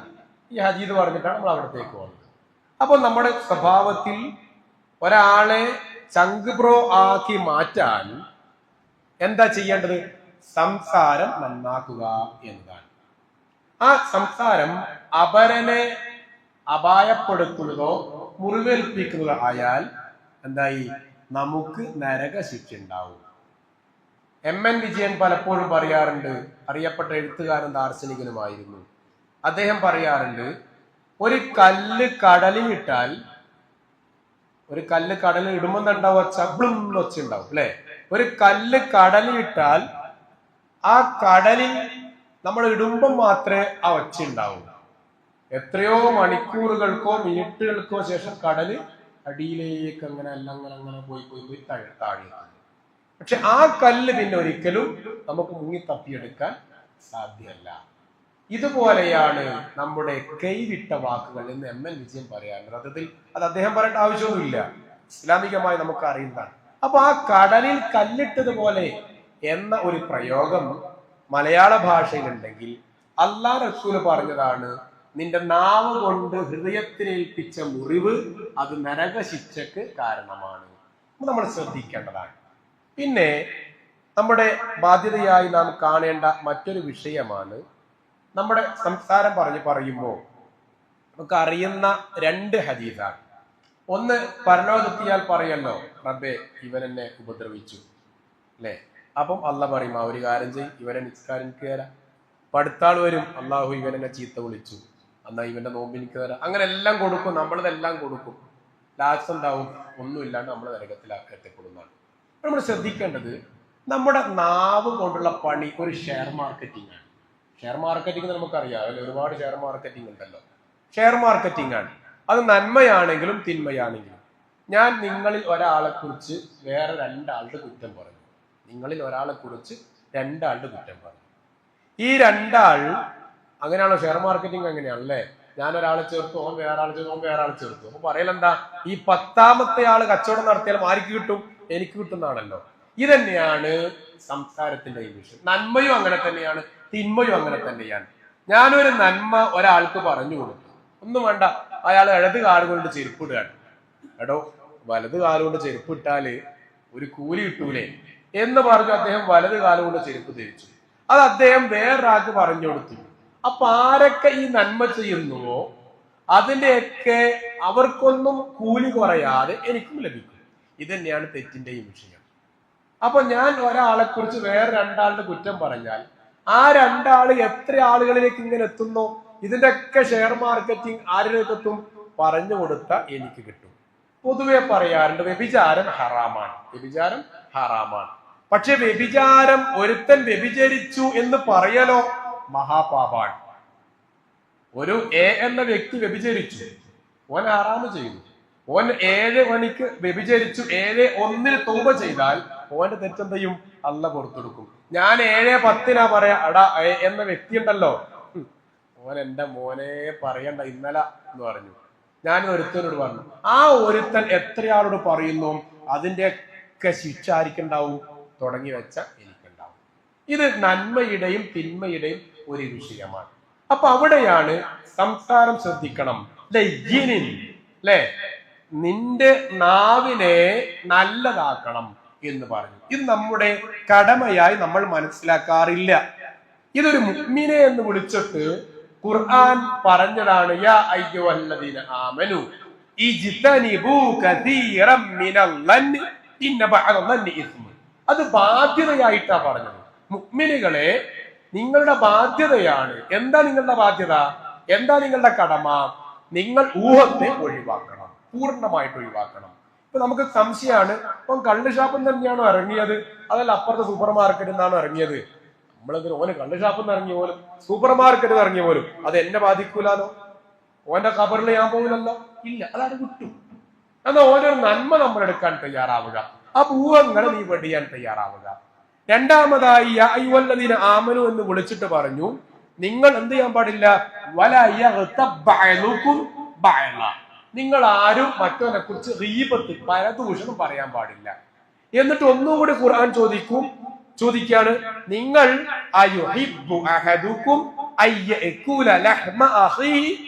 നിങ്ങൾ നിങ്ങളുടെ സഹോദരന്റെ മാംസം തിന്നാൻ ഇഷ്ടപ്പെടുവോ? എന്റെ തൊടയിൽ ഇറച്ചി മുറിച്ച് നിങ്ങൾ തിന്നോ? പച്ച മലയാളം ചോദിച്ചാൽ ഇല്ല. മൈത്തൻ അങ്ങനെയല്ല, മരിച്ചാൽ നിങ്ങളുടെ ജ്യേഷ്ഠൻ അനുജൻ മരിച്ചു കിടക്കാണ്, നിങ്ങൾക്ക് വിശക്കുണ്ട്, ആടെ വീട്ടിലൊന്നുമില്ല, ഹോട്ടലിൽ പോകുന്നതിന് പകരം ഓന്റെ ആ തൊടഭാഗത്ത് ഇറച്ചി മുറിച്ച് നിങ്ങൾ തിന്നോ? ഇല്ല. എത്ര നല്ല പ്രയോഗമാണ് അതല്ലേ? മൈത്തൻ, നിങ്ങളാ ആ മനുഷ്യന്റെ സഹോദരന്റെ ആ മരിച്ച ആ മൃതദേഹത്തിനുള്ള മാംസം നിങ്ങൾ മുറിച്ചു തിന്നുമോ? ഇല്ല. നിങ്ങൾക്കത് ഇഷ്ടമല്ല, വെറുപ്പാണ്. ആ പ്രയോഗം നോക്കിയിട്ടല്ലേ ഇതെന്ത് വിളിച്ചിട്ടാ പറഞ്ഞത്? യാ അയ്യുഹല്ലദീന ആമനു, അല്ലയോ മുഅ്മിനീകളെ. അപ്പൊ നമ്മുടെ കടമയാണ് എന്റെ നാവിലൂടെ ഒരു മനുഷ്യനെ കുറിച്ചും മോശമായത് പറയാൻ പാടില്ല, അത് ബാധ്യതയാണ്. അതാണ് ആയിഷ ബീവിയോട് പറഞ്ഞത്, കടലിൽ കലക്കിയാൽ ആ കടലിന്റെ വെള്ളത്തിന്റെ നിറം മാറും. അപ്പൊ നമ്മുടെ ബാധ്യത എന്താ? കടൽ സംരക്ഷിക്കുക, വെള്ളം ശുദ്ധമായി സംരക്ഷിക്കുക എന്നുള്ളത് ഒരു മുഅ്മിനിന്റെ ബാധ്യതയാണ്. എങ്ങനെ? ഇങ്ങനെയും. ഇത് ബാധ്യതയായിട്ടാണ് ഇസ്ലാം നമ്മെ പഠിപ്പിച്ചത് എന്നുള്ളതാണ്. അപ്പൊ അത് മൂന്നാമതായാണ് വസ്സഹ്ലിൻ, ലോലമായ മനസ്സുണ്ടാവണം. ഇത് നമ്മുടെ ജീവിതമായി മാറണം. എല്ലാവരെയും അറ്റാച്ച് ചെയ്യാൻ ശ്രദ്ധിക്കേണ്ടതുണ്ട്. ഇന്ന് മാതാപിതാക്കൾക്ക് പോലും അറ്റാച്ച്മെന്റ് ഇല്ല സത്യത്തിൽ മക്കളോട്, അല്ലെ? ഒരു 3 വയസ്സുള്ള കുട്ടിയെയും കൂട്ടി ഉമ്മ അല്ലെങ്കിൽ ഉപ്പ ബസ് സ്റ്റോപ്പിലേക്ക് നടക്കണം, ഒരു 5 മിനിറ്റ് നടക്കാനുണ്ട്. പണ്ടാണെങ്കിൽ ആ 3 വയസ്സുള്ള കുട്ടിയെയും കൂട്ടിയിട്ട് ഉമ്മയോ ഉപ്പയോ എങ്ങനെയാ നടക്കുക? കൈ പിടിച്ച് കഥയും പറഞ്ഞു നടക്കും. ഇപ്പോഴെങ്ങനെ നടക്കുക? ഒരു കൈ കൊണ്ട് കുട്ടിയെ പിടിക്കും, മറ്റേ കൈ കൊണ്ട് ഒന്നുകിൽ മൊബൈൽ നോക്കും, അല്ലെങ്കിൽ മൊബൈലിൽ ഫോൺ ചെയ്യും, അല്ലെ? കുട്ടിയോട് വർത്താനം പറയാൻ സമയമില്ല. എന്തുകൊണ്ടാ? അറ്റാച്ച്മെന്റ് ഇല്ല. ഇന്ന് നമ്മൾ ഇഷ്ടപ്പെടുന്നത് എന്തിനെയാണ്? നമ്മൾ ഇഷ്ടപ്പെടുന്നത് ഇന്ന് നമ്മുടെ കയ്യിലുള്ള ഡിവൈസിനെയാണ്, അല്ലെങ്കിൽ മെഷീൻസിനെയാണ്, അല്ലെ? എന്റെ ഒരു അനുഭവം ഇക്കഴിഞ്ഞ ശനിയാഴ്ച ഉണ്ടായ അനുഭവമാണ്. എന്റെ നാട്ടിൽ ജ്യേഷ്ഠനും അനുജനും, 3 ജ്യേഷ്ഠനും ഒരു അനുജനുമാണ്, നല്ല ബന്ധമാണ്. അതിൽ മൂത്ത ജ്യേഷ്ഠൻ കാറ് വാങ്ങി, അനുജന്റെ കാറ് വർക്ക്ഷോപ്പിലായിരുന്നു. ജ്യേഷ്ഠനോട് കാറിന് ചോദിച്ചു. ജ്യേഷ്ഠൻ അത് എന്തൊക്കെയോ പറഞ്ഞു ഒഴിവായി. കാരണം മകൻ പറഞ്ഞു ശരിയാവില്ല, കൊടുക്കണ്ടാണ്, പുതിയ കാറല്ല, കൊടുക്കണ്ടായിരുന്നു. അനുജന് സങ്കടായി. അങ്ങനെ അവർ തമ്മിൽ തെറ്റി. കാരണം എന്താ? ആ ജ്യേഷ്ഠൻ ഇഷ്ടപ്പെടുന്നത് അനുജനെയല്ല, അനുജനേക്കാൾ ഇഷ്ടപ്പെടുന്നത് ഏതിനെയാ? ഉപകരണത്തെയാണ്, അല്ലെ? വാഹനത്തെയാണ്. ഈ കാലഘട്ടത്തിന് പ്രത്യേകതയാണത്. ഇപ്പോ ഞാൻ പോകുമ്പോ ആ ഇരിക്കുന്ന ആളെ കാല് പറഞ്ഞാൽ പെട്ടെന്ന് വീഴാൻ പോയി, മൂപ്പരെന്താ എന്നോട് പറയാ? സോറി എന്ന് പറയും, അല്ലേ? ആ കുഴപ്പമില്ല, അപ്പൊ അത് ഞാൻ ചിരിച്ചിട്ടങ്ങ് പോകും. എന്റെ മൊബൈല് കൈകൊണ്ട് തട്ടി, മൊബൈൽ നിലത്ത് വീണു, മൊബൈലിൽ ഈ ഗ്ലാസ് പൊട്ടി. 100 രൂപന്റെ ഈ ഡിസ്പ്ലേ മാത്രമേ പൊട്ടി, ഡിസ്പ്ലേ പോയിട്ടില്ല, പൊട്ടി. ഞാൻ എങ്ങനെ ആ നേരത്തെ പറഞ്ഞ ചിരിക്കോ? ഞാൻ ഇല്ല, അല്ലേ? എന്റെ മുഖം മാറും, എന്റെ മുഖം വിവരണാവും, ദേഷ്യം പിടിക്കും. ചിലപ്പോൾ ഞാൻ തിരിച്ചു പറഞ്ഞോളുന്നില്ല, വെറുപ്പുണ്ടാവും. ഞാനത് കാലാകാലം ഇങ്ങനെ നോക്കും, ആ പഹയൻ, അല്ലെ? വേറെ വർത്താനം ഇപ്പം പറയാൻ പറ്റൂലല്ലോ. എന്തുകൊണ്ടറിയോ? ഞാൻ ഇഷ്ടപ്പെടുന്നത് എന്തിനെയാ? ഡിവൈസിനെയാണ്. ആരെക്കാൾ? നിങ്ങളെക്കാൾ. ശരിയല്ലേ? ഇത് നമ്മുടെ ഈ കാലഘട്ടത്തിന്റെ ഒരു പ്രത്യേകതയാണ്. അത് ഉപ്പയായാലും മക്കളായാലും ഭാര്യയായാലും ഭർത്താവിനൊക്കെ അങ്ങനെ തന്നെയാണ്, അല്ലെ? ഭാര്യ വല്ലാതെ ദേഷ്യപ്പെട്ടു ഭർത്താവിനോട്, ഭർത്താവ് രാത്രിയായാലും രാവിലെ അത് മറക്കും, പൊറുക്കും, സാറിന് അറിയും, അല്ലെ? പക്ഷെ ഭാര്യയുടെ കയ്യിൽ നിന്നും ഭർത്താവിന് ഫോണ് നിലത്ത് വീണു, ഡിസ്പ്ലേ പൊട്ടി നോക്കുക, അല്ലെ? ഡിസ്പ്ലേക്ക് മാക്സിമം 5000 രൂപ ഉണ്ടാവും. ഡിസ്പ്ലേ പൊട്ടി നോക്കുക, അത് എത്ര കാലം ഉണ്ടാവും? ആ ദേഷ്യം ഉണ്ടാവൂലേ? ഉണ്ടാവും. കാരണം എന്താ അറിയോ? ഭാര്യയേക്കാൾ ഇഷ്ടം എന്തിനാ? മൊബൈലിനെയാണ്. ഇത് അങ്ങനെയാണ് കാലഘട്ടം. നമ്മൾ എന്തില്ലാന്ന് പറഞ്ഞാലും ഫോർമാലിറ്റി ചിലപ്പോൾ നിങ്ങൾ അങ്ങനെ അല്ലാന്നും പറയും. ശരിയല്ല? പറഞ്ഞ ശരിയല്ലേ? ആർക്കും തെറ്റുന്ന അഭിപ്രായം ഉണ്ടോ? അല്ലേ? ഇവിടെയാണ്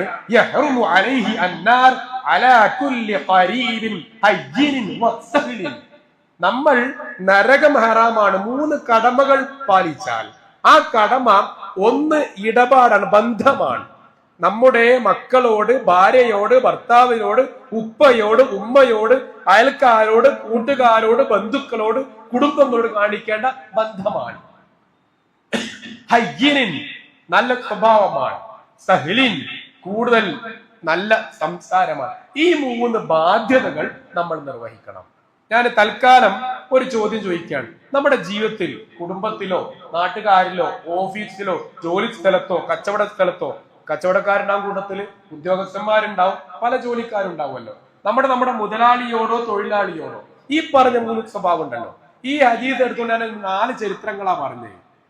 ഇതിൽ നമ്മുടെ ജീവിതത്തിൽ മാറ്റുരക്കാനുണ്ടോ ഇല്ലേ എന്നുള്ളത് നമ്മൾ ശ്രദ്ധിക്കേണ്ട വിഷയം തന്നെയാണ്. എന്തെങ്കിലും അത് മാറ്റണം. ഞാൻ 100% മാറിയെന്നല്ല, പക്ഷെ നമ്മൾ ശ്രദ്ധിക്കേണ്ട ഒരു മേഖലയാണത്. ഈ പറഞ്ഞ ഞാൻ ആ ഒരു ഹദീസിലാണ് ഏകദേശം 20 മിനിറ്റ് 25 മിനിറ്റ് ഈ ഒരു ഹദീസാണ് ഞാൻ വിശദീകരിച്ചത്. അതിൽ ഏതൊക്കെ പറഞ്ഞു? ഊഹം പറഞ്ഞു, ഗീബത്ത് പറഞ്ഞു, ആ ആയിഷാബിയുടെ സംഭവം പറഞ്ഞു, ഡിവൈസ് പറഞ്ഞു, ഇതൊക്കെ ഞാൻ അതിൽ പറഞ്ഞു.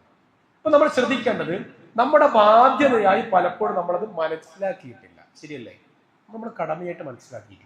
നമ്മൾ കടമ എന്ന് പറയുമ്പോൾ എന്താ പറയാ, എനിക്ക് പടച്ചോട് കടമയുണ്ട്, പടപ്പുകളുടെ കടമയുണ്ട്, നിസ്കരിക്കണം, നോമ്പ് നോക്കണം, സക്കാത്ത് കൊടുക്കണം, ഹജ്ജ് ചെയ്യണം, സദഖ ചെയ്യണം, പിന്നെ അങ്ങനെ അല്ലറ ചില്ലറ അങ്ങനെ ഇടങ്ങാറാക്കണം, അങ്ങനെ പോകണം. അങ്ങനെയല്ല.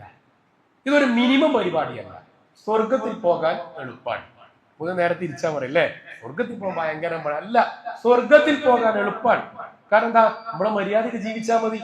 നമ്മുടെ ജീവിതം നേർക്കുനേരുള്ള റൂട്ടിലാണെങ്കിൽ നമുക്ക് എന്ത് ചെയ്യാം, സ്വർഗത്തിലേക്ക് പോകാൻ വളരെ എളുപ്പമായിട്ട് പോകാൻ പറ്റും.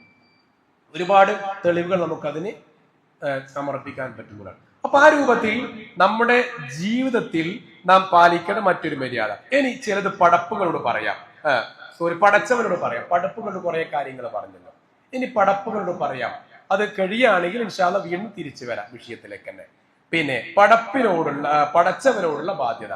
നമ്മൾ സൂറത്തുൽ അഹ്സാബ് 33-ാമത് സൂറത്തിലെ 35-ാമത്തെ ആയത്താണ്. 35-ാമത്തെ ആയത്ത്, ഇന്നൽ മുസ്ലിമീന വൽ മുസ്ലിമാതി വൽ മുഅ്മിനീന വൽ മുഅ്മിനാതി വൽ ഖാനിതീന വൽ ഖാനിതാതി വസ്സാദിഖീന വസ്സാദിഖാതി വസ്സാബിരീന വസ്സാബിറാതി വൽ ഖാശിഈന വൽ ഖാശിആതി വൽ മുതസദ്ദിഖീന വൽ മുതസദ്ദിഖാതി വസ്സായിമീന വസ്സായിമാതി വൽ ഹാഫിളീന ഫൂജഹും വൽ ഹാഫിളാത്. അവിടം വരെ എന്റെ വിഷയമല്ല. ഇതൊക്കെ എല്ലാവർക്കും അറിയുന്ന ആയത്തായിരിക്കും മിക്കവാറും, അല്ലെ? ആ ആയത്ത് അറിയാത്തവരുണ്ടെങ്കിൽ ഒന്ന് വായിച്ചു നോക്കണം. മുസ്ലിമായ ആണ് പെണ്ണ്, മുഅ്മിനായ ആണ് പെണ്ണ്, ഇങ്ങനെ പറഞ്ഞിട്ട് അതിന് ശേഷം പറയുന്ന ഒരു പ്രയോഗമാണ് എന്റെ വിഷയം. ദിക്ർ ചെയ്യുന്ന ആണും ദിക്ർ ചെയ്യുന്ന പെണ്ണും അല്ലാഹുവിനുള്ള കടമയിൽ പറഞ്ഞ കൂട്ടത്തിൽ ഒന്നാണത്.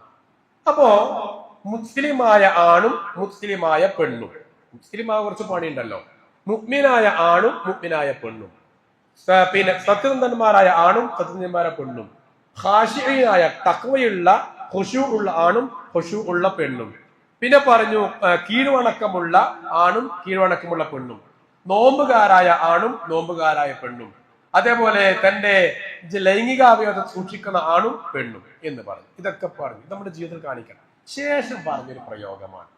അത് ഒരുപാട് തവണ ഞാൻ ആലോചിച്ചു, നിങ്ങളും ആലോചിക്കേണ്ടതാണ്. ഇതൊക്കെ ചെയ്യേണ്ടതാണല്ലോ, അല്ലെ? ഇസ്ലാമാകും കുറച്ച് പണിയെടുക്കണം, കാനിത്തീൻ, അല്ലെ? പ്രാർത്ഥിക്കണം, സ്കരിക്കണം, മറ്റേ കളുവരാടിരിക്കണം, ലൈംഗികാവയവത്തെ സൂക്ഷിക്കണം, ഇതൊക്കെ കുറച്ച് പണിയുണ്ടാണ്. ശേഷം പറഞ്ഞത്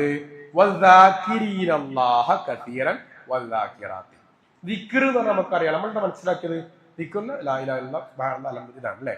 പക്ഷെ അങ്ങനെയല്ല. ഈ മുസ്ലിം ആകുന്നത് പോലെ, മുസ്ലിം എന്ന് പറഞ്ഞാല് രാവിലെ നമ്മൾ 4 മണിക്ക് എഴുന്നേറ്റു, 6 മണി വരെ മുസ്ലിം. രാവിലെ 6 മണി മുതൽ 8 മണി വരെ മുസ്ലിം അല്ല എന്ന് പറയാൻ പറ്റുമോ? ഇല്ല. നമ്മൾ രാവിലെ 8 മണി മുതൽ 10 മണി വരെ ഖുശൂ ഇല്ലാത്തവരാണെന്ന് പറയാൻ പറ്റുമോ? ഇല്ല. രാവിലെ 8 മണി 10 മണി വരെ ഞാൻ എന്റെ ലൈംഗിക അവയവത്തെ ശ്രദ്ധിക്കാത്തവനാണെന്ന് പറയാൻ പറ്റുമോ? ഇല്ല. അതൊക്കെ ഫുൾ ടൈം ചെയ്യുന്ന കാര്യം, അല്ലെ? ഫുൾ ടൈം ചെയ്യുന്ന കാര്യമാണ്. മുസ്ലിം ഹാഫിളീന ഫുറൂജ് ഇതൊക്കെ ഫുൾ ടൈം ചെയ്യേണ്ടതാണ്. അതല്ലാതെ ഉച്ചക്ക് 2 മണി മുതൽ വൈകുന്നേരം 5 മണി വരെ ഞാൻ ഈ ലൈംഗികാവയവത്തെ സൂക്ഷിക്കുന്നവരൊന്നല്ല. അത് ആ നേരത്ത് ഞാൻ അങ്ങനെ പറയില്ല, പറ്റൂല. എങ്കിൽ ദിക്ർ ചെയ്യുന്ന ആണും ദിക്ർ ചെയ്യുന്ന പെണ്ണും. നമ്മൾ ദിക്ർ ചെയ്യൽ എങ്ങനെയാ? ഒന്നിക്കൽ 100 നിസ്കാര ശേഷം സുബ്ഹാനല്ലാഹ് അൽഹംദുലില്ലാഹ് ചെയ്യും അല്ലെ, രാവിലെ സുബ്ഹാനല്ലാഹി ബിഹംദിഹി 100 പ്രാവശ്യം, വൈകുന്നേരം 100 പ്രാവശ്യം. ഇങ്ങനെ പെർമനന്റ് പെർട്ടിക്കുലർ ടൈമിനാണ് ദിക്ർ ചൊല്ലല്ലേ, അങ്ങനല്ലേ അല്ലെ? അപ്പോ അതാണോ ഈ ദിക്ർ എന്ന് പറഞ്ഞാൽ? ആയിരിക്കും. അല്ല ഒന്നിച്ചാ പറഞ്ഞത്. ഞാൻ പറഞ്ഞ ആയത്ത് മനസ്സിലായിട്ടുണ്ടോ? മനസ്സിലാത്തവർക്ക് ചോദിക്കാട്ടോ. ഞാൻ പറഞ്ഞ ആയത്ത് മനസ്സിലായിട്ടുണ്ടോ? മുസ്ലിമീന മുസ്ലിമാത്ത്. അപ്പൊ മുസ്ലിം എന്ന് പറഞ്ഞാൽ നമ്മുടെ ജീവിതത്തിൽ 24 മണിക്കൂറിൽ ഒരു സെക്കൻഡ് പോലും മാറ്റിവെക്കാൻ പറ്റൂല. പിന്നെ മുഅ്മിനീൻ എന്ന് പറഞ്ഞു. മുഅ്മിൻ എന്ന് പറഞ്ഞാൽ ഒരു സെക്കൻഡ് പോലും മാറ്റിവെക്കാൻ പറ്റൂല. അതിൽ ഖാനിതീന്, സ്വാബിരീന്, ഹാഷിദൊന്നും 24 മണിക്കൂർ ഉണ്ടാവേണ്ടതാണ്. എങ്കിൽ ലാസ്റ്റ് പറഞ്ഞ ഈ ദിക്ർ എന്നുള്ളതും 24 മണിക്കൂർ വേണോ വേണ്ടേ? വേണോ? നമ്മളൊന്ന് പറയും, വേണോ? വേണം. അപ്പൊ എന്താണ് ആ ദിക്ർ എന്ന് പറഞ്ഞാൽ? നമ്മുടെ കാഴ്ചപ്പാടിൽ ദിക്ർ എന്ന് പറഞ്ഞാൽ രാവിലെ എഴുന്നേൽക്കുമ്പോൾ അൽഹംദുലില്ലാഹില്ലദീ അഹ്യാനാ ബഅദമാ അമാതനാ വഇലൈഹി നുശൂർ, ഇതാണ് നമ്മുടെ ദിക്ർ. സത്യത്തിൽ ഈ ആയത്ത് നിങ്ങൾ വീട്ടിൽ പോയിട്ട് വായിച്ചു നോക്കണം. അഹ്സാബിലെ 35-ാമത്തെ ആയത്ത് ഒന്ന് വായിച്ചു നോക്കണം. അതിൽ ദിക്ർ എന്ന് പറഞ്ഞാൽ ഇത് ദിക്റാണ്. നമ്മൾ ഈ പറഞ്ഞ അൽഹംദുലില്ലയും അല്ലാഹു അക്ബർ ദിക്റാണ്. പക്ഷേ ദിക്ർ എന്ന് പറഞ്ഞാൽ ആ സമയത്ത് മാത്രം ചൊല്ലേണ്ട ഒന്നിനെ അല്ല ഇസ്ലാം ദിക്ർ എന്ന് പറഞ്ഞത്. മറിച്ച് അല്ലാഹയോടുള്ള ഏറ്റവും വലിയ കടമയെ ആണ് ദിക്ർ എന്ന് ഖുർആനും ഹദീസും വിളിച്ചത്. ഒന്നുകൂടി പറഞ്ഞാൽ, റസൂൽ ചോദിച്ചല്ലോ, നിങ്ങളുടെ വീട്ടിന്റെ മുമ്പിലൂടെ ഒരു പുഴ ഒഴുകുന്നു. ആ പുഴയിൽ നിങ്ങൾ 5 നേരം കുളിച്ചാൽ നിങ്ങളുടെ ശരീരത്തിൽ വല്ല അഴുക്കും ഉണ്ടാകുമോ? കേട്ട ഹദീസാണല്ലോ അല്ലെ? സഹാബികൾ പറഞ്ഞു, ഇല്ല, ഉറപ്പാണ് ഉണ്ടാവില്ലല്ലോ. 5 നേരം കുളിച്ച മനുഷ്യൻ പിന്നെ ശരീരത്തിൽ എന്താ അഴുക്കുണ്ടാവാൻ? അപ്പോഴാണ് റസൂൽ പറഞ്ഞത്, എങ്കിൽ 5 നേരത്തെ നിങ്ങളുടെ നിസ്കാരം എല്ലാ തെറ്റിൽ നിന്നും നിങ്ങളെ ശുദ്ധിയാക്കി. ആ ഹദീസിനെ വിശദീകരിക്കുന്ന ഒരു ഹദീസും കൂടി പറയാം. റസൂലുള്ളാഹി സ്വല്ലല്ലാഹു അലൈഹി വസല്ലം അസ്കരിക്കാൻ പള്ളിയിലേക്ക് വന്നു. പള്ളിയിലേക്ക് ഇങ്ങനെ ഇരിക്കുമ്പോൾ ഒരു മനുഷ്യൻ വന്നു പറഞ്ഞു, നബിയെ ഞാൻ വ്യഭിചരിച്ചു എന്ന് പറഞ്ഞു. ആ കാലഘട്ടത്തിൽ അങ്ങനെയാണല്ലോ, നബി ഞാൻ വ്യഭിചരിച്ചു എന്ന് പറഞ്ഞു. റസൂലിന്റെ മുഖം തിരിച്ചു. അദ്ദേഹം വീണ്ടും പറഞ്ഞു, നബിയെ ഞാൻ വ്യഭിചരിച്ചു എന്ന് പറഞ്ഞു. റസൂലിനെ കേൾക്കാത്ത പോലെ മൈൻഡ് ചെയ്തിട്ടില്ല. അങ്ങനെ ഇഖാമത്ത് വിളിക്കാൻ പറഞ്ഞു. ഇഖാമത്ത് വിളിച്ച് നിസ്കരിച്ചു. നിസ്കാരം കഴിഞ്ഞപ്പോ മനുഷ്യൻ വീണ്ടും പറഞ്ഞു, നബിയെ ഞാൻ വ്യഭിചരിച്ചു പോയി എന്ന് പറഞ്ഞു. അപ്പൊ റസൂലിനെ തിരിച്ചു, ഈ കുളത്തിൽ ഈ പുഴയിൽ മുങ്ങിക്കുളിച്ച സംഭവം ഇതൊന്നും യോജിപ്പിക്കണേ നമ്മള്. അപ്പൊ റസൂലിനെ തിരിച്ചു ചോദിക്കാൻ, നീ ഇപ്പൊ നിസ്കരിച്ചോ നമ്മുടെ കൂടെ? ഞങ്ങളുടെ കൂടെ നീ നിസ്കരിച്ചോ? അപ്പം ആ മനുഷ്യൻ പറഞ്ഞു, നിസ്കരിച്ചു. എങ്കിൽ നിന്റെ തെറ്റുകൾ അല്ലാഹു പുറത്തു വന്നിരിക്കുന്നു. ആ പ്രയോഗം നോക്കിയിട്ടല്ലേ? എന്നിട്ട് പിന്നെ പറയണം, അങ്ങനെ നീ ആരായിരിക്കുന്നു? നീ ശുദ്ധിയായിരിക്കുന്നു. നിന്റെ നിസ്കാരം, രണ്ടാമത് വീണ്ടും പറയണം, നിന്റെ നിസ്കാരം നിന്നെ ശുദ്ധീകരിച്ചിരിക്കുന്നു. ആ പ്രയോഗം നോക്കിയട്ടെ, നിന്റെ നിസ്കാരം നിന്നെ ശുദ്ധീകരിച്ചിരിക്കുന്നു. അപ്പൊ ഈ 5 നേരം നീ വെള്ളത്തിൽ മുങ്ങിക്കുളിച്ചാൽ എന്നുള്ള ഉദാഹരണവും ഈ വ്യഭിചരിച്ച മനുഷ്യനോട് റസൂലുള്ള പറഞ്ഞ ഉദാഹരണം എന്താ? നിന്നെ ശുദ്ധീകരിച്ചിരിക്കുന്നു. ഈ 2 ഹദീസ് എടുക്കാം. ഈ 2 ഹദീസ് എടുക്കാം. അപ്പൊ നിസ്കാരം എത്ര നേരം? 5 നേരം അല്ലേ? അപ്പോ 5 നേരം നിസ്കരിക്കുന്ന മനുഷ്യൻ ഒരു തെറ്റില്ലാത്തവനായി എന്നാണ്. അതിന്റെ അർത്ഥം എന്താ? നിസ്കാരം 5 നേരമാണെങ്കിലും ആ നിസ്കാരത്തിന്റെ എഫക്റ്റ് എവിടെ ഉണ്ടാവും? മനസ്സിലുണ്ടാവും. മനസ്സിലുണ്ടാവും നിസ്കാരത്തിന്റെ എഫക്റ്റ്, ഇമ്പാക്ട് അല്ലെ ഉണ്ടാവും. അപ്പോ ദിക്ർ എന്ന് പറഞ്ഞാലും അതാണ്. അപ്പൊ സുബ്ഹാനല്ലാഹി വബിഹംദിഹി എന്ന് ഞാൻ രാവിലെ 100 പ്രാവശ്യം പറഞ്ഞാൽ സമുദ്രത്തിന്റെ തിരമാലകളോളം തെറ്റുകൾ ഉണ്ടായാലും എന്റെ തെറ്റ് പുറത്ത്. അത് ഹദീസാണല്ലോ. 100 പ്രാവശ്യം സുബ്ഹാനല്ലാഹി വബിഹംദി എന്ന് പറയാം അല്ലെ? പിന്നെ 100 പ്രാവശ്യം സുബ്ഹാനല്ലാഹി വബിഹംദി സുബ്ഹാനല്ലാഹി അലീം എന്ന് പറയാം. അതൊക്കെ ഹദീസിലുള്ളതാണ്, രാവിലെ പറയാം. അതുപോലെ ലാ ഇലാഹ ഇല്ലല്ലാഹു വഹ്ദഹു ലാ ശരീക ലഹു ലഹുൽ മുൽക്കു വലഹുൽ ഹംദു വലാ കുല്ലി ഷൈഇൻ ഖദീർ എന്ന് ഒരാൾ 10 പ്രാവശ്യം പറഞ്ഞാൽ 10 നന്മ രേഖപ്പെടുത്തും, 10 തിന്മ അള്ളാഹു മായ്ച്ചു കളയും എന്നുണ്ട്. 100 പ്രാവശ്യം പറഞ്ഞാൽ 100 നന്മ 1000 നന്മ രേഖപ്പെടുത്തും, 1000 തിന്മ. 100 പ്രാവശ്യം പറഞ്ഞാലാണ് 1000 നന്മ രേഖപ്പെടുത്തും, 1000 തിന്മ മായ്ച്ചു കളയും, 1000 ദറജ അള്ളാഹു ഉയർത്തുകയും ചെയ്യും എന്ന ഹദീസ്. അപ്പൊ പറഞ്ഞത് ഈ ദിക്റൊക്കെ പറയുന്നുണ്ടല്ലോ.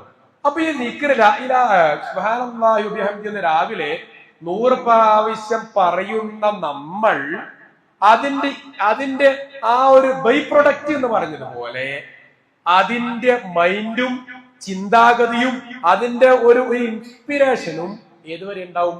വൈകുന്നേരം വരെ ഉണ്ടാവും. വൈകുന്നേരമാകുമ്പോൾ വീണ്ടും എന്ത് പറയുന്നു?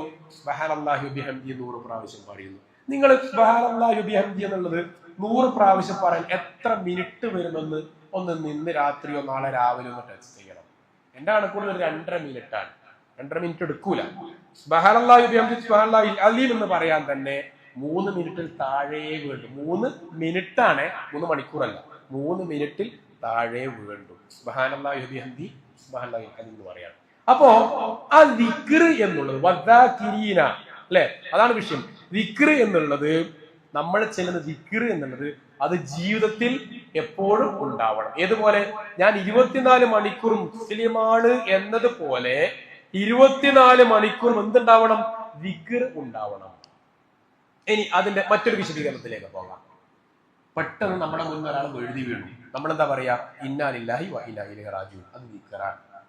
നമ്മൾ പുറത്തു പോയി കയറ്റം, വാഹനത്തിൽ കയറ്റം കയറുന്നു, എന്ത് പറയുന്നു? സുബ്ഹാനല്ലാഹ്. വാഹനം ഇറങ്ങുന്നു, അല്ലാഹു അക്ബർ അല്ലെ. വാഹനത്തിൽ കയറുന്നു, ബിസ്മില്ലാ. പ്രാർത്ഥന വേറെ ഉണ്ട് അല്ലെ, ബിസ്മില്ലാ അല്ലെ. പള്ളിയിൽ നിന്ന് ഇറങ്ങുന്നു, പ്രാർത്ഥന. കയറുന്നു, പ്രാർത്ഥന. നമ്മൾ ഒരാളെ കാണുന്നു, ചിരിക്കുന്നു. ഈ ചിരി എന്തായി? അപ്പോ എന്തായി? ദിക്റായി. എന്തിനാ ചിരിച്ചത്? ഓരോ സോപ്പിടാൻ ചിരിച്ചല്ല, മറിച്ച് ഇത് എന്റെ ബാധ്യതയാണ്. ചിരിക്കുക എന്നുള്ളത് എന്റെ കടമയാണ്, അതുകൊണ്ടാണ് ഞാൻ ചിരിച്ചത്. സലാം പറയുന്നു, സലാം മടക്കുന്നു അല്ലെ. ആ മനുഷ്യനെ ഞാൻ കഴിഞ്ഞ 2-3 ദിവസം പള്ളിയിൽ കണ്ടിരുന്നു. എല്ലാ മാസത്തിലും അവസാനത്തെ ആഴ്ചയിലെ ക്ലാസ്സിൽ ഇയാൾ പങ്കെടുക്കാണ്ടായിരുന്നു. പക്ഷെ ഇന്ന് കണ്ടില്ലല്ലോ ആ മനുഷ്യനാണ്. കഴിഞ്ഞ മാസം ഉണ്ടായിരുന്നു, അതിന് മുന്നത്തെ മാസം ഉണ്ടായിരുന്നു. ഇന്നത്തെ ക്ലാസ്സിൽ അയാൾ വന്നിട്ടില്ല. എന്തായിരിക്കും കാരണം? അന്വേഷിക്കുന്നു. അപ്പൊ അറിയുന്ന ആള് കിടപ്പിലാണ്, എന്തോ അസുഖം ബാധിച്ച് കിടപ്പിലാണ്. ഞാൻ എന്ത് ചെയ്യുന്നു? നേരെ അദ്ദേഹത്തിന്റെ വീട്ടിലേക്കോ ആശുപത്രിയിലേക്കോ പോകുന്നു, കാണുന്നു. എന്തിനാ പോയത്? അത് എന്റെ കടമയാണ്, ബാധ്യതയാണ്. ഇനി അദ്ദേഹത്തെ പോയിട്ട് എന്ത് ചെയ്യുന്നു? ഒന്ന് തലോടുന്നു. നമുക്ക് തലോടാൻ പറ്റുന്നവരാണെങ്കിൽ, തൊടാൻ പറ്റുന്നവരാണെങ്കിൽ ഞാനൊന്ന് അദ്ദേഹത്തെ തലോടുന്നു. തലോടലിലും നേരത്തെ പറഞ്ഞ അടുത്ത വിഷയത്തിലേക്ക് പോവേണ്ടതാണ്. തലോടലിൽ എന്തുണ്ട്? തലോട് ഭയങ്കര മാസ്മരികതയാണല്ലോ അല്ലെ. നമ്മള് കുട്ടികൾ, രക്ഷിതാക്കന്മാർ ശ്രദ്ധിക്കേണ്ടതാണ്. പ്രത്യേകിച്ച് പെൺകുട്ടികളുള്ളവര് നമ്മുടെ കുട്ടികളെ സോപ്പിടാനുള്ള ഏറ്റവും വലിയ മാർഗം, ഉമ്മമാരെയും സോപ്പിടാനുള്ള ഏറ്റവും വലിയ മാർഗം കവിളിൽ തൊടുക എന്നുള്ളതാണ്. കവിള് ഭയങ്കര അതുകൊണ്ടാണ് മുഖത്തടിക്കരുതെന്ന് പറഞ്ഞത്. അങ്ങനെയാണല്ലോ. കവിളിൽ ഭയങ്കര സംഭവമാണ് അത്രേ അല്ലെ. നിങ്ങൾ ശ്രദ്ധിച്ചോന്നറിയില്ല, ഈ തട്ടിക്കൊണ്ടു പോകുന്നവര്, അതേപോലെ ഈ കുട്ടികളെ സ്വവർഗഭോഗികളായ പുരുഷന്മാരൊക്കെ ചെയ്യുക, കുട്ടികളെ വല്ലാതെ കവിളിങ്ങനെ തടവി കൊടുക്കുന്നതാണ്. കവിള് ഭയങ്കര മാസ്മരികതയാണ്. നേരത്തെ തുടക്കത്തിൽ ചുംബനം പറഞ്ഞല്ലോ. അപ്പോ കവിള് പിടിക്കുക എന്നുള്ളത് കുട്ടികളെ ആകർഷിക്കാനുള്ള മാർഗമാണ്. അതുകൊണ്ടാണ് ഈ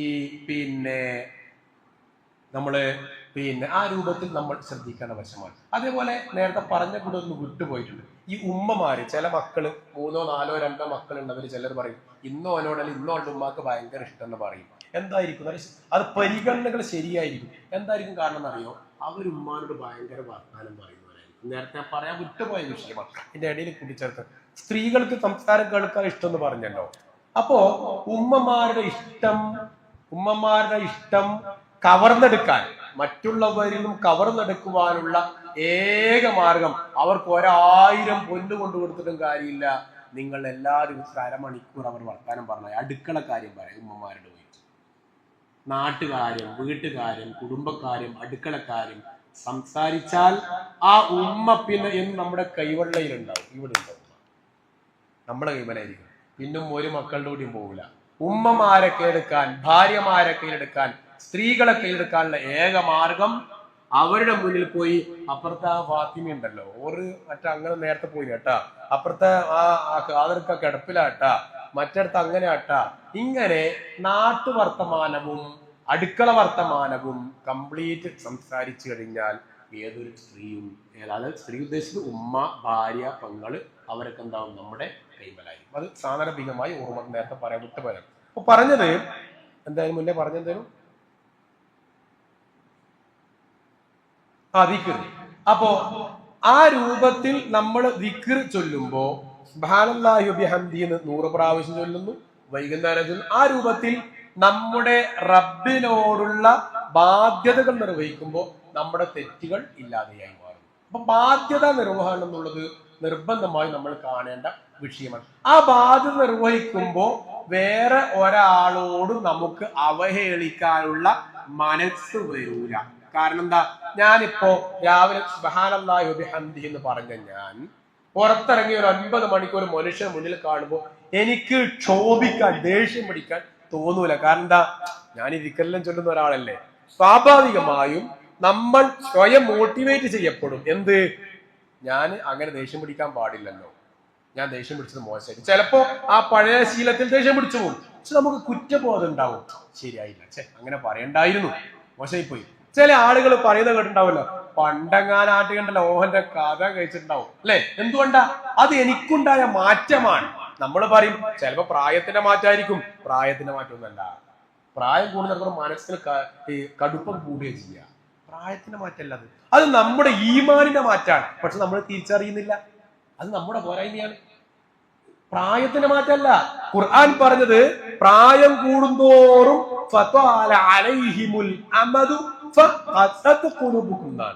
പ്രായം കൂടുമ്പോ ഹൃദയം കഠിനമാകുന്നാണ്. അതങ്ങനെ തന്നെ ഉണ്ടാവുക. അതിന് ഒരു തെളിവ്, ഇപ്പോ നമ്മൾ ഒരു 20 വയസ്സുള്ള പയ്യനെ ഹുതുബ അറിയാൻ വന്ന് നിൽക്കുക.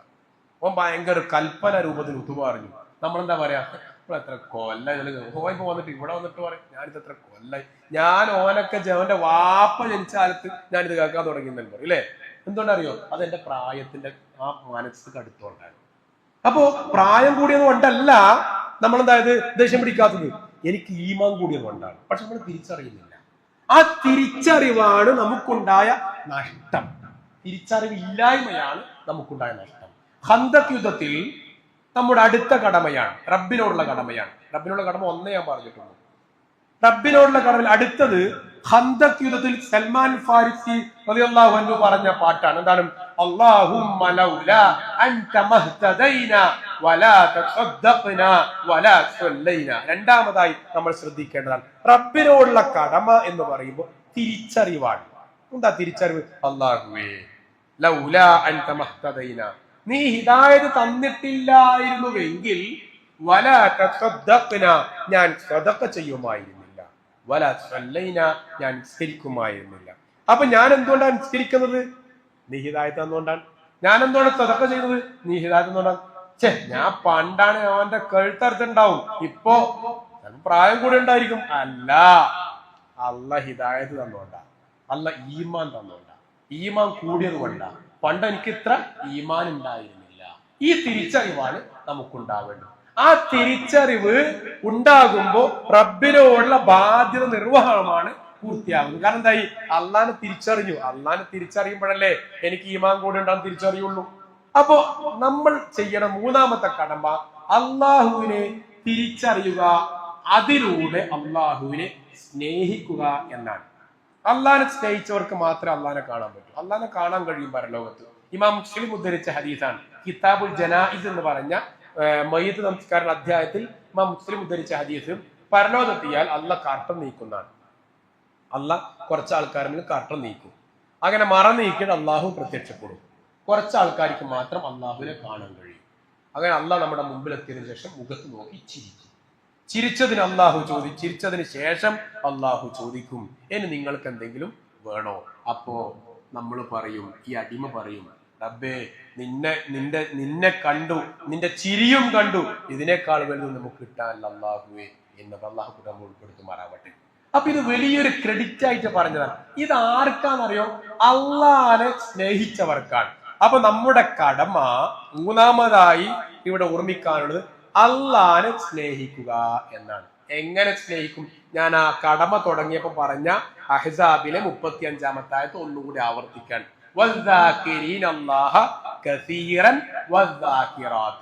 എപ്പോഴും ദിക്ർ ഉണ്ടാവുക. അപ്പൊ ദിക്ർ എന്ന് പറഞ്ഞാൽ ഒന്നുകൂടി ഞാൻ ആവർത്തിക്കുന്നു, ദിക്ർ എന്ന് പറയുമ്പോ നമ്മുടെ മനസ്സിലുള്ളത് എന്താ? എപ്പോഴെങ്കിലും ചൊല്ലുന്ന അക്ഷരങ്ങളാണ്. അസ്തഗ്ഫിറുല്ലാഹ് ദിക്ർ ചൊല്ലി കഴിഞ്ഞു, പിന്നെ എപ്പോഴാ അസ്തഗ്ഫിറുല്ലാഹ് പറയാ? അടുത്ത നിസ്കാരത്തിലാണ്. അതല്ല ദിക്ർ. ദിക്ർ എന്ന് പറഞ്ഞാൽ ഒരു മുസ്ലിം എന്ന് പറഞ്ഞാൽ 24 മണിക്കൂറാണ്, ഒരു മിനിറ്റും ഒഴിവാക്കാൻ പറ്റില്ല. അതേപോലെ ദിക്ർ എന്ന് പറഞ്ഞാലും 24 മണിക്കൂറും ഉണ്ടാവേണ്ട ഒരു സംഗതിയാണ്. അപ്പൊ അതെങ്ങനെയാണ്? ദിക്ർ എന്ന് പറഞ്ഞാൽ കേവലം അക്ഷരം മാത്രം അല്ല, അക്ഷരത്തിലുണ്ടാവുന്ന പ്രതിധ്വനിയുണ്ട്, ഒരു എക്കോ ഉണ്ട്, ഒരു മാറ്റമുണ്ട്, ഒരു ബാക്കപ്പ് ഉണ്ട്. എന്താണ് ആ ബാക്കപ്പ്? നേരത്തെ പറഞ്ഞതുപോലെ ഞാൻ എന്ത് ചെയ്യുന്നു? ആ ദിക്ർ ചൊല്ലി, അല്ലെ, ലാ ഇലാഹ ഇല്ലല്ലാഹ് എന്ന് ദിക്ർ ചൊല്ലി, ആ ദിക്ർ ചൊല്ലി പുറത്തിറങ്ങുമ്പോഴാണ് ഒരു മനുഷ്യൻ തെറിയുമായി നടക്കുന്നു. ഞാൻ അങ്ങോട്ട് പോയി തെറി പറയാൻ പോയാലോ, എന്റെ ലാ ഇലാഹ എന്തായിട്ടില്ല, എനിക്ക് എഫക്റ്റ് ആയിട്ടില്ല, എനിക്ക് പാലിച്ചിട്ടില്ല. അപ്പൊ അവിടെ പോകുന്നു, ശാന്തമായി പ്രതികരിക്കാൻ ഞാൻ തയ്യാറാകുന്നു. ഇതൊരു ഘടകമാണ്. ഇനി ലാ ഇലാഹ ഇല്ലല്ലാഹ് എന്ന് ഞാൻ ചൊല്ലി ഞാൻ പുറത്തിറങ്ങുമ്പോ ഒരു മനുഷ്യൻ എന്റെ ഉപദേശം ആവശ്യമാണെന്ന് എനിക്ക് ബോധ്യപ്പെടുന്നു, അവനോട് ഉപദേശിക്കുന്നു. ഉപദേശിച്ചിട്ടില്ലെങ്കിലോ ഞാൻ ലാ ഇലാഹ ഇല്ലല്ലാഹ് ജീവിതത്തിൽ പകർത്തിയിട്ടില്ല. ഞാൻ രാവിലെ സുബഹി നിസ്കരിച്ചു വീട്ടിലേക്ക് പോകുമ്പോ എന്റെ ഭാര്യ ഇടത് കൈകൊണ്ട് ചായ കുടിക്കുന്നു, അപ്പോ ബോധ്യമാണ് അത് തെറ്റാണ്. എടീ, ആ വലതുകൊണ്ട് കുടിച്ചതിന് ഒരു കൂലി കിട്ടുമല്ലോ എന്ന് ഞാൻ ചിരിച്ചുകൊണ്ട് ഗുണകാംക്ഷയോടെ പറഞ്ഞാൽ എന്റെ ആ ലാ ഇലാഹ ഇല്ലല്ലാഹ് ഫലവത്തായി, എഫക്റ്റായി. അതില്ലെങ്കിലോ എനിക്ക് ദിക്റില്ല. അപ്പൊ ദിക്ർ എന്ന് പറഞ്ഞാൽ നമ്മുടെ ജീവിതത്തിൽ 24 മണിക്കൂറും ഉണ്ടായിരിക്കേണ്ട, അത് റണ്ണിങ് ആയിരിക്കേണ്ട ഒരു സംഗതിയെയാണ് സൂറത്തുൽ അഹ്സാബിൽ അല്ലാഹ് പറഞ്ഞ വദാകിരീനല്ലാഹ കസീറൻ വദാകിറാത്ത് എന്ന് പറഞ്ഞു. മനസ്സിലായിട്ടുണ്ടാവും. ഇതെന്റെ സ്വയം വ്യാഖ്യാനമല്ല കേട്ടോ. അപ്പൊ ദിക്ർ എന്നുള്ളത് നമ്മുടെ ജീവിതത്തിൽ റബ്ബിനോട് കാണിക്കേണ്ട കടമയാണ്. നാലാമതായി റബ്ബിനോടുള്ള കടമയുമായി പറയുമ്പോ എനിക്ക് ഓർപ്പിക്കുവാനുള്ളതും, ഈ റബ്ബ് എന്നെ സൃഷ്ടിച്ചു. എങ്ങനെ സൃഷ്ടിച്ചേ? സൂറത്തുൽ ഇൻസാനിൽ പറഞ്ഞതുപോലെ ലം യകുൻ ഹൽ അതാ അലൽ ഇൻസാൻ എന്നുള്ള ഭാഗം ഉണ്ടല്ലോ, ലം യകുൻ ശൈഅൻ മദ്കൂറ, ഒരു അഡ്രസ് എനിക്ക് ഉണ്ടായിട്ടില്ല. 65 വയസ്സുള്ള ഒരു മനുഷ്യൻ 66 കൊല്ലം മുന്നേ എവിടെയായിരുന്നു? ഏടിയില്ല, അല്ലെ? 65.5 കൊല്ലം മുന്നേ എവിടെയായിരുന്നു? ഉമ്മാന്റെ ഗർഭപാത്രത്തിലായിരുന്നു, അല്ലെ? ആ 65 കൊല്ലവും 9 മാസം മുന്നേ എവിടെയായിരുന്നു? ഉമ്മാന്റെ ഗർഭപാത്രത്തിലായിരുന്നു. 65 കൊല്ലവും 10 മാസം മുന്നേ എവിടെയായിരുന്നു? നമുക്കറിയില്ല, അല്ലെ? ലം യകുൻ ശൈഅൻ മദ്കൂറ, എവിടെയാണ് നമുക്കായിരിക്കും അറിയില്ല. എന്നിട്ട് അവൻ എങ്ങനെയാ വന്നത്? മിൻ നുത്ഫത്തിൻ, ഇന്ദ്രിയത്തുള്ളിയിൽ നിന്ന്. അപ്പൊ ഈ ഇരിക്കുന്ന നിങ്ങളും ഈ പറയുന്ന ഞാനും ആരായിരുന്നു? ഇന്ദ്രിയത്തുള്ളിയായിരുന്നു. ഇന്ദ്രിയത്തുള്ളി പറയാൻ നമുക്ക് നാണുണ്ട്, കേൾക്കാനും നാണുണ്ട്, മടിയുണ്ട്, അല്ലെ? പക്ഷെ ആ ഒരു ഇന്ദ്രിയത്തുള്ളി, ഒരു അണ്ഡവും ബീജവും സംയോജിച്ചുണ്ടായ ഒരു സംഗതിയാണ് ഈ പ്രസംഗിക്കുന്ന ഞാൻ. എന്റെ ഒച്ച, എന്റെ കണ്ണ്, എന്റെ കാത്, എന്റെ മൂക്ക്, എന്റെ നാക്ക്, എന്റെ തൊണ്ട, എന്റെ കൈ, എന്റെ കാൽ, എന്റെ ശരീരം, എന്റെ ആരോഗ്യം, എന്റെ ഓട്ടം, എന്റെ ചാട്ടം, എന്റെ എല്ലാം അതാണ് ആ ഒരു ഇന്ദ്രിയത്തുള്ളിയാണ്. ഒന്ന് ആലോചിച്ച് നോക്കിയട്ടെ, ആ ഇന്ദ്രിയത്തുള്ളി നമുക്ക് ഇങ്ങനെ എടുത്ത് കാണിക്കാൻ പറ്റുമോ? ഇല്ല. നമ്മൾ കാണിക്കുന്നത് കുറേ കോശങ്ങളാണ്. ആ ഒറ്റ സാധനമാണല്ലോ മനുഷ്യനായി മാറും. ആ ഒറ്റ സാധനം മാത്രം നമുക്ക് എടുത്ത് കാണിക്കാൻ പറ്റൂല, കിട്ടൂല, അല്ലെ? ഒരുപാട് കോശങ്ങൾ, ഒന്ന് മാത്രമാണ് കുട്ടിയായി മാറിയത്. ഒരുപാട് കോശങ്ങളിൽ ഒന്ന് മാത്രമാണ്. ആ ഒരു കോശം നമുക്ക് എടുത്ത് കാണിക്കാൻ പറ്റൂല, മൈക്രോസ്കോപ്പ് പോണം. അപ്പൊ ആ ഒരു ഇന്ദ്രിയത്തുള്ളി, ആ ഒരു ഇന്ദ്രിയത്തുള്ളിയാണ് ആയത്. സൂറത്തുൽ ഹജ്ജിലെ 5-ാമത്തെ ആയത്തിൽ പറയുന്നുണ്ടാവും, അല്ലെ? മിന്നു തുഫ, പിന്നെയോ മിൻ അലഖ, പിന്നെ അതെന്തായി? രക്തക്കട്ടയായി. ആ രക്തക്കട്ടയാണ് ഞാൻ. പിന്നെന്തായി? മുളക, പിന്നെ മാംസക്കട്ടയായി. ആ മാംസക്കട്ടയാണ് ഞാൻ. പിന്നെ ആ മുളകത്ത് എന്തായി? അതിനെ ഇറച്ചി എല്ലുകൾ പൊതിഞ്ഞു, അതാണ് ഞാൻ. പിന്നെന്തായി? അതിനെ വീണ്ടും മാംസം പൊതിഞ്ഞു, അതാണ് ഞാൻ. പിന്നെന്തായി? കണ്ണും കാതും മൂക്കൊക്കെ അതിന് കൊടുത്തു. എന്നിട്ട് എവിടെ ഉണ്ടായത്? ഉമ്മാന്റെ ഗർഭപാത്രത്തിലായിരുന്നു. അവിടുന്ന് പുറത്തേക്ക് വന്നു, അതാണ് ഞാൻ. ഈ ഞാൻ ഉമ്മാന്റെ ഗർഭപാത്രത്തിലായിരുന്നു എന്ന് നമുക്ക് സങ്കല്പിക്കാൻ പറ്റുന്നുണ്ടോ? അല്ലെ? ഈ നല്ല തടിയും 92 തൂക്കുള്ള ഞാനും 92 കിലോ തൂക്കമുള്ള ഞാനും എന്റെ ഉമ്മാന്റെ ഗർഭപാത്രത്തിൽ നിന്നാണ് വന്നത് എന്ന് നമുക്ക് സങ്കല്പിക്കാൻ പറ്റും. നമുക്ക് അറിയുന്നോണ്ടല്ലേ നമ്മളത്. ഈ പ്രസവം എന്നുള്ള സംഗതി നമ്മൾ അറിഞ്ഞിട്ടില്ല നോക്കുക, കണ്ടിട്ടില്ല നോക്കുക, നമുക്ക് സങ്കല്പിക്കാൻ പറ്റുമോ? ഇല്ല. എന്നിട്ട് കുറെ പൊട്ടന്മാര് പറയുന്നു, ദാ മനുഷ്യൻ താല, ലോകം താലയുണ്ടായിരുന്ന മനുഷ്യൻ താനേ ഉണ്ടായെന്ന് അവർക്ക് പറയാൻ ധൈര്യമില്ല. അത് കണ്ടത് കൊണ്ടാണ്. ലോകം ഉണ്ടായി നമ്മൾ കണ്ടിട്ടില്ല. എന്റെ വിഷയം അതല്ല. അപ്പൊ അങ്ങനെ എന്നിട്ട് അള്ളാഹ് പറയാണ്, അങ്ങനെ നിങ്ങളെ ഈ നുത്തുഫത്തിനെ ഇന്ദ്രിയത്തുള്ളിയെ കുട്ടിയായി പുറത്തേക്ക് വന്നു. എന്നിട്ടോ അശുദ്ധ, ആ കുട്ടി നല്ല ചെറുപ്പക്കാരനായി. എന്നിട്ടോ അങ്ങനെ അതിനുശേഷം ചില ആൾക്കാർ മരിച്ചുപോയി. ചില ആൾക്കാരോ മരിക്കാതെ തന്നെ നിങ്ങളെ പോലെയുള്ള ചില ആൾക്കാർ എന്ത് ചെയ്തു? അർദൽ ഉമർ, വാർദ്ധക്യത്തിലേക്ക് എത്തി. ഈ വാർദ്ധക്യത്തിന്റെ പ്രത്യേകത എന്താ?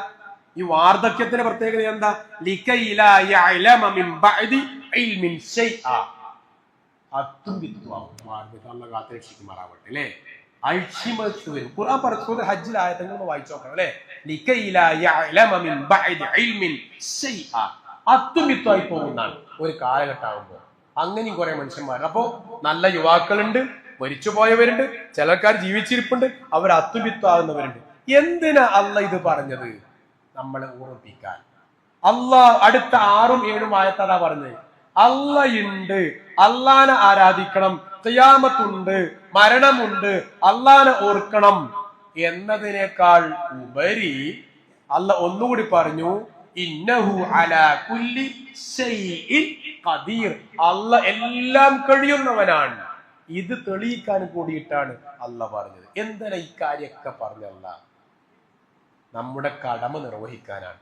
ഇതൊക്കെ ചെയ്തിട്ടല്ല മനുഷ്യ ആ ഇന്ദ്രിയത്തുള്ളിൽ നിന്നാണ് കയ്യും കാലും മൂക്കും നാക്കും ഒക്കെയുള്ള നീ ആയതടോ. എനിക്കെന്താ അഹങ്കരിക്കാൻ വകുപ്പ്? എന്നിട്ടും നീ നിന്റെ കടമകൾ നിർവഹിച്ചു. ഞാൻ ഒരു പോയിന്റ് കൂടി പറഞ്ഞു നിർത്താൻ, സമയം 8:30 എന്താണ് ഒരു കടമ കൂടി? അത് പ്രാർത്ഥനയാണ്.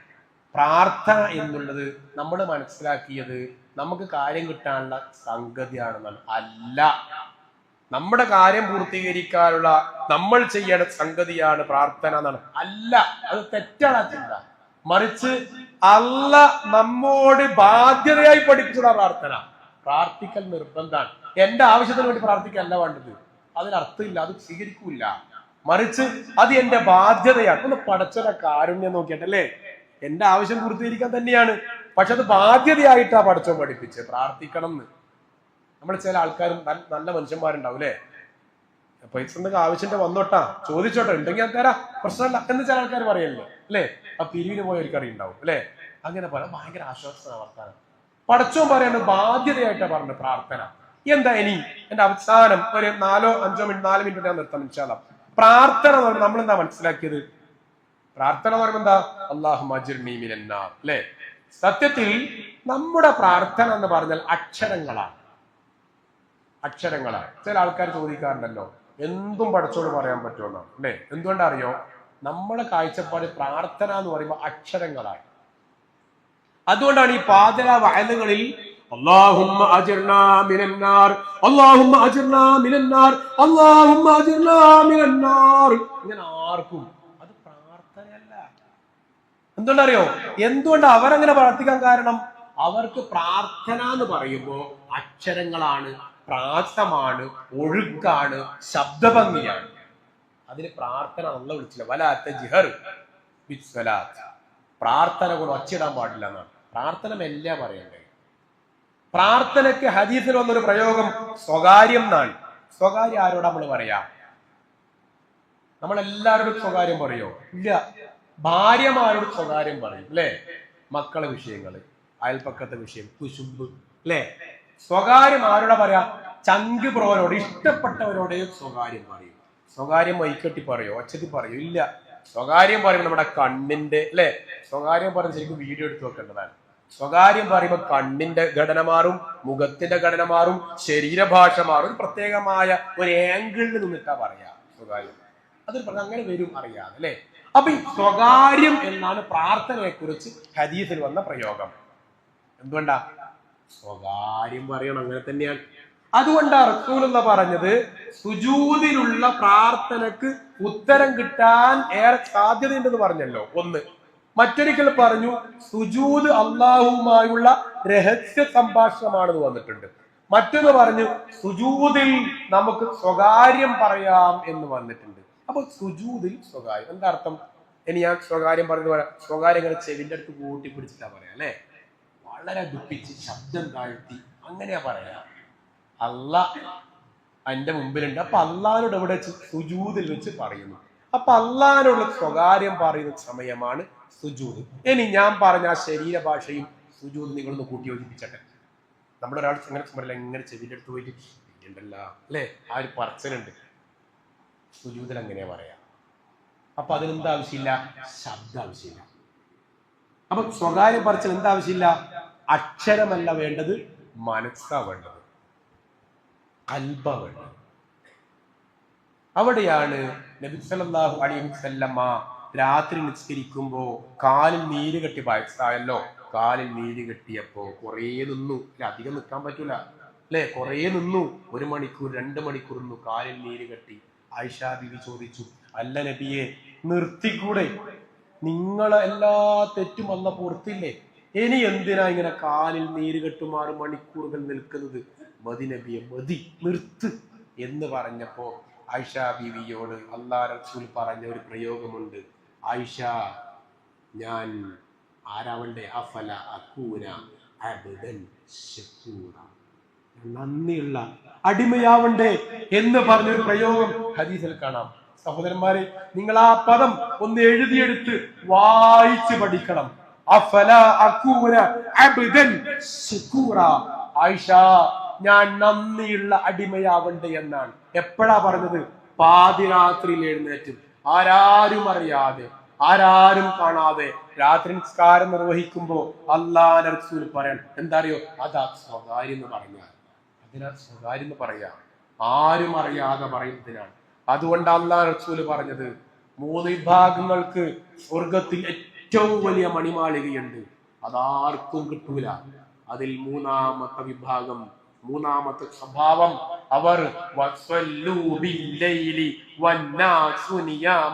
ജനങ്ങൾ നിസ്കരിക്കുമ്പോ, ജനങ്ങൾ ഉറങ്ങുമ്പോ രാത്രി എഴുന്നേറ്റ് നിസ്കരിക്കുന്നവനാണ്. എന്റെ മക്കൾ അറിയില്ല ഞാൻ രാത്രി നിസ്കരിച്ചു എന്ന്. എന്റെ അപ്പുറത്തെ റൂമിൽ കിടക്കുന്നവൻ അറിയില്ല ഞാൻ രാത്രി എഴുന്നേറ്റു എന്ന്. എന്റെ അപ്പുറത്തെ വീട്ടുകാരൻ അറിയില്ല ഞാൻ രാത്രി എഴുന്നേറ്റു എന്ന്. അവരാരും അറിയില്ല. അങ്ങനെ ഞാൻ നിർവഹിച്ച നിസ്കാരം ഉണ്ടല്ലോ, അവർക്ക് കിട്ടുന്ന അത്ര പ്രതിഫലം വേറെ ഒരാൾക്കും കിട്ടൂല എന്ന് പറയുവാനുണ്ടായ കാരണം അത് സ്വകാര്യാണ്. അതുകൊണ്ടാണ് റവാതിബ് സുന്നത്ത്, ഫർളിന്റെ കൂടെയുള്ള റവാതിബ് സുന്നത്ത് നിങ്ങൾ വീട്ടിൽ വെച്ച് നിർവഹിച്ചാൽ നിങ്ങൾക്ക് ഫർള് നിസ്കരിച്ച കൂലിയാണ് എന്ന് പറയാനുണ്ടായ കാരണം അത് സ്വകാര്യമാണ്. സ്വകാര്യമായ അമലിന് വല്ലാത്ത പ്രതിഫലമാണ്. അതുകൊണ്ട് സ്വകാര്യമായി പടച്ചോനോട് പറയാൻ തയ്യാറാവുക. പ്രാർത്ഥന സ്വകാര്യതയാണ്, പ്രാർത്ഥന സ്വകാര്യ സംഭാഷണമാണ്, പ്രാർത്ഥന രഹസ്യമാണ്, പ്രാർത്ഥന രഹസ്യ സംഭാഷണമാണ്. സക്കറിയ നബിയുടെ പ്രാർത്ഥന, മറിയം ബീവിയുടെ പ്രാർത്ഥന, അയ്യൂബ് നബിയുടെ പ്രാർത്ഥന, യൂനുസ് നബിയുടെ പ്രാർത്ഥന, ഈ 4 പേരുടെയും പ്രാർത്ഥന ഖുർആൻ പറഞ്ഞത് നിദാഅൻ ഖഫിയ്യ എന്നാണ്. സ്വകാര്യമായ വിളിയായിരുന്നു എന്നാണ്, സ്വകാര്യമായ പ്രാർത്ഥനയായിരുന്നു എന്നല്ല പറഞ്ഞത്, സ്വകാര്യമായ വിളിയായിരുന്നു എന്നാണ്. എന്താ വിളിയും പ്രാർത്ഥനയും നമ്മുടെ വ്യത്യാസം? നമ്മൾ പലരെയും വിളിക്കലേ അല്ല എന്നിട്ട് വിളിക്കും. ആരെയും വിളിക്കും? എല്ലാരും വിളിക്കോ? ഇല്ല. അറിയുന്നവരെ മാത്രമേ വിളിക്കൂ. എല്ലാ അറിയുന്ന ആളെയും നമ്മൾ വിളിക്കോ? ഇല്ല. ആവശ്യമുള്ളവരെ മാത്രമേ വിളിക്കൂ, അല്ലേ? അപ്പോ സക്കരിയ നബിയും യൂനുസ് നബിയും വിളിച്ചു എന്നാ പറഞ്ഞത്. അവർ വിളിച്ചു. വിളിക്കുക എന്നുള്ളത് ആവശ്യമുള്ളവരെയാണ്, ഇഷ്ടമുള്ളവരെയാണ്, താല്പര്യമുള്ളവരെയാണ്, അറിയുന്നവരെയാണ്. 4 ഗുണം ഉണ്ടാവും. എങ്കിൽ അള്ളാനെ യൂനുസ് നബി വിളിച്ചു. എന്താ വിളിച്ചേ? ലാ ഇലാഹ ഇല്ലാ അൻത സുബ്ഹാനക ഇന്നി കുൻതു മിനൽ ളാലിമീൻ. യൂനുസ് നബി ആരാ നമുക്ക് അറിയാലോ അല്ലെ, മത്സ്യത്തിന്റെ വയറ്റിലാകപ്പെട്ടാണ്. യൂനുസ് നബി എങ്ങനെയാ പോയത്? ആകെ പ്രാന്ത് പിടിച്ചിട്ട് പോയതാണ് അല്ലെ. ആ യൂനുസ് നബി വിളിച്ചത് എന്താ വിളിച്ച? ലാ ഇലാഹ ഇല്ലാ അൻത, അല്ലാഹുവേ നീ അല്ലാതെ ആരാധ്യനില്ല, സുബ്ഹാനക നീ പരിശുദ്ധനാണ്, അല്ലെ, ഇന്നി കുൻതു മിനൽ ളാലിമീൻ ഞാൻ അക്രമിയായി പോയി. ശരിക്കും എന്താ യൂനുസ് നബി പറയണ്ടേ? നമ്മൾ ആലോചിച്ച് നോക്കട്ടെ. യൂനുസ് നബി ചരിത്രം പറയണ്ടല്ലോ നമ്മൾ, അല്ലെ. ഞാൻ റബ്ബേ, ഞാനിങ്ങനെ കുറെ കാലം ഈ നീനവ പ്രദേശത്ത് ഇങ്ങനെ ദൈവത്ത് നടത്തി ഭ്രാന്ത് പിടിച്ചു റബ്ബേ, പെട്ടുപോയി, മടുത്തു, അങ്ങനെ വന്നതാണ്. എന്നിട്ടാ ഞാൻ ഈ മത്സ്യത്തിന്റെ വയറ്റിലാക്കപ്പെട്ടത്. ഈ കഥ മുഴുവൻ പറയണ്ടേ? ഞാനോ നിങ്ങളോ ആണെങ്കിൽ അങ്ങനെയല്ലേ പറയാ, അല്ലെ? നമ്മളെ അങ്ങനെയൊക്കെ പറഞ്ഞിട്ടുണ്ടാവും. പക്ഷെ യൂനുസ് നബി ഒന്നും പറഞ്ഞിട്ടില്ല. എന്താ പറഞ്ഞ ലാ ഇലാഹ ഇല്ല അൻത. അതിന്റെ അർത്ഥം നമുക്കറിയാലോ. സുബ്ഹാന ഇന്നി കുൻതു മിനൽ ളാലിമീൻ. ഇതിനെയാണ് ദുആഇൽ കർബ്, പ്രയാസമുണ്ടാകുമ്പോൾ, ഉത്കണ്ഠയുണ്ടാകുമ്പോഴുള്ള പ്രാർത്ഥനകളിൽ ഏറ്റവും ഒന്നാമത്തെ, ഏറ്റവും പ്രധാനപ്പെട്ട പ്രാർത്ഥനയായി ഹദീസ് പഠിച്ച ഈ പ്രാർത്ഥനയാണ്. മനസ്സിലായല്ലോ? അപ്പോ എന്തുകൊണ്ടറിയോ? അതൊരു ഉൾവിളിയാണ്. ഒരു ഉദാഹരണം കൂടി പറഞ്ഞാൽ നിർത്താൻ. 8:35 എന്താണ്? നമ്മളെ വീട്ടിന്റെ മുറ്റത്ത് കോലായില് മക്കൾ കളിക്കുന്നു. ഒരു 3 വയസ്സുള്ള 5 വയസ്സുള്ള കുട്ടി കളിക്കുകയാണ് അല്ലെ, കോലായില് കളിക്കുകയാണ്. അപ്പൊ മുറ്റത്തൂടെ ഒരു നായ ഓടി, മുറ്റത്തൂടെ നായ ഓടി. ആ കുട്ടി ഓടി ഉള്ളിലേക്ക് പോകും. ഒരു വിളിയുണ്ട്, ഉമ്മ എന്നൊരു വിളിയുണ്ട് അല്ലെ. ആ വിളി ഉമ്മയോട് പറയോ? നായനെ കണ്ടു എന്ന് പറയോ? ഇല്ല. പക്ഷെ ആ ഉമ്മക്ക് കുട്ടിയുടെ മുഖഭാവത്തിലൂടെ ഉമ്മ വായിച്ചെടുക്കും, സംഗതി എന്തൊരു അപകടകരമായ അവസ്ഥയെ എന്റെ മോനെ മോള് കണ്ടിട്ടുണ്ട് എന്ന് മനസ്സിലാവും അല്ലേ. അതെന്തുകൊണ്ടറിയോ? അത് ആ ഉള്ളിലെ വിളിയാണ്. ഇതാണ് പ്രാർത്ഥന എന്ന് പറഞ്ഞാൽ. മനസ്സിന്റെ ഉള്ളിലെ ഉൾവിളിയാണ് പ്രാർത്ഥന. അപ്പൊ നമ്മുടെ പ്രാർത്ഥന സ്വീകരിക്കാതിരിക്കാനുള്ള കാരണം എന്താ? നമ്മുടെ എന്തായിട്ടില്ല? സ്വകാര്യമായിട്ടില്ല, പടച്ചോറിൽ സ്വകാര്യ പറച്ചിലായിട്ടില്ല, ഉൾവിളിയായിട്ടില്ല. ഞാൻ നിർത്തുകയാണ്. പ്രാർത്ഥന നമ്മുടെ ബാധ്യതയാണ്. സൂറത്തുൽ ഫുർഖാനിലെ ഏറ്റവും അവസാനത്തായത് ഖുൽ മാ യഅബു ബികും റബ്ബി ലൗ ലാ ദുആഉകും ഫഖദ് കദ്ദബതും ഫസൗഫ യകൂനു ലിസാമ. നബിയെ പറയുക, നിങ്ങളുടെ പ്രാർത്ഥന ഇല്ലായിരുന്നുവെങ്കിൽ നിങ്ങളെ എൻ്റെ റബ്ബ് പരിഗണിക്കുമായിരുന്നില്ല. ഈ വിഷയം കുറച്ചുകൂടി വിശദീകരിക്കേണ്ടതായിരുന്നു. 8:45 നിങ്ങളുടെ സമയം 8:30 അറിഞ്ഞു. നിങ്ങളെ മടുപ്പിക്കാൻ ഞാൻ ആഗ്രഹിക്കുന്നില്ല. ഇൻഷാ അല്ലാഹ് അള്ളാഹു ഇനിയും തൗഫീഖ് ഉണ്ടെങ്കിൽ കണ്ടുമുട്ടാം, അല്ലെങ്കിൽ പരലോകത്ത് കണ്ടുമുട്ടാം. അള്ളാഹു നമുക്ക് അതിനുള്ള തൗഫീഖ് നൽകുമാറാവട്ടെ. അള്ളാഹുവെ മനുവിശ്വാസികളുടെ കടമ എന്നുള്ള വിഷയത്തിൽ ഏകദേശം 10 വിഷയമാണ് പറയാൻ ഉദ്ദേശിച്ചത്. ഞാൻ വളരെ സ്പീഡിലാണ് പറഞ്ഞത്.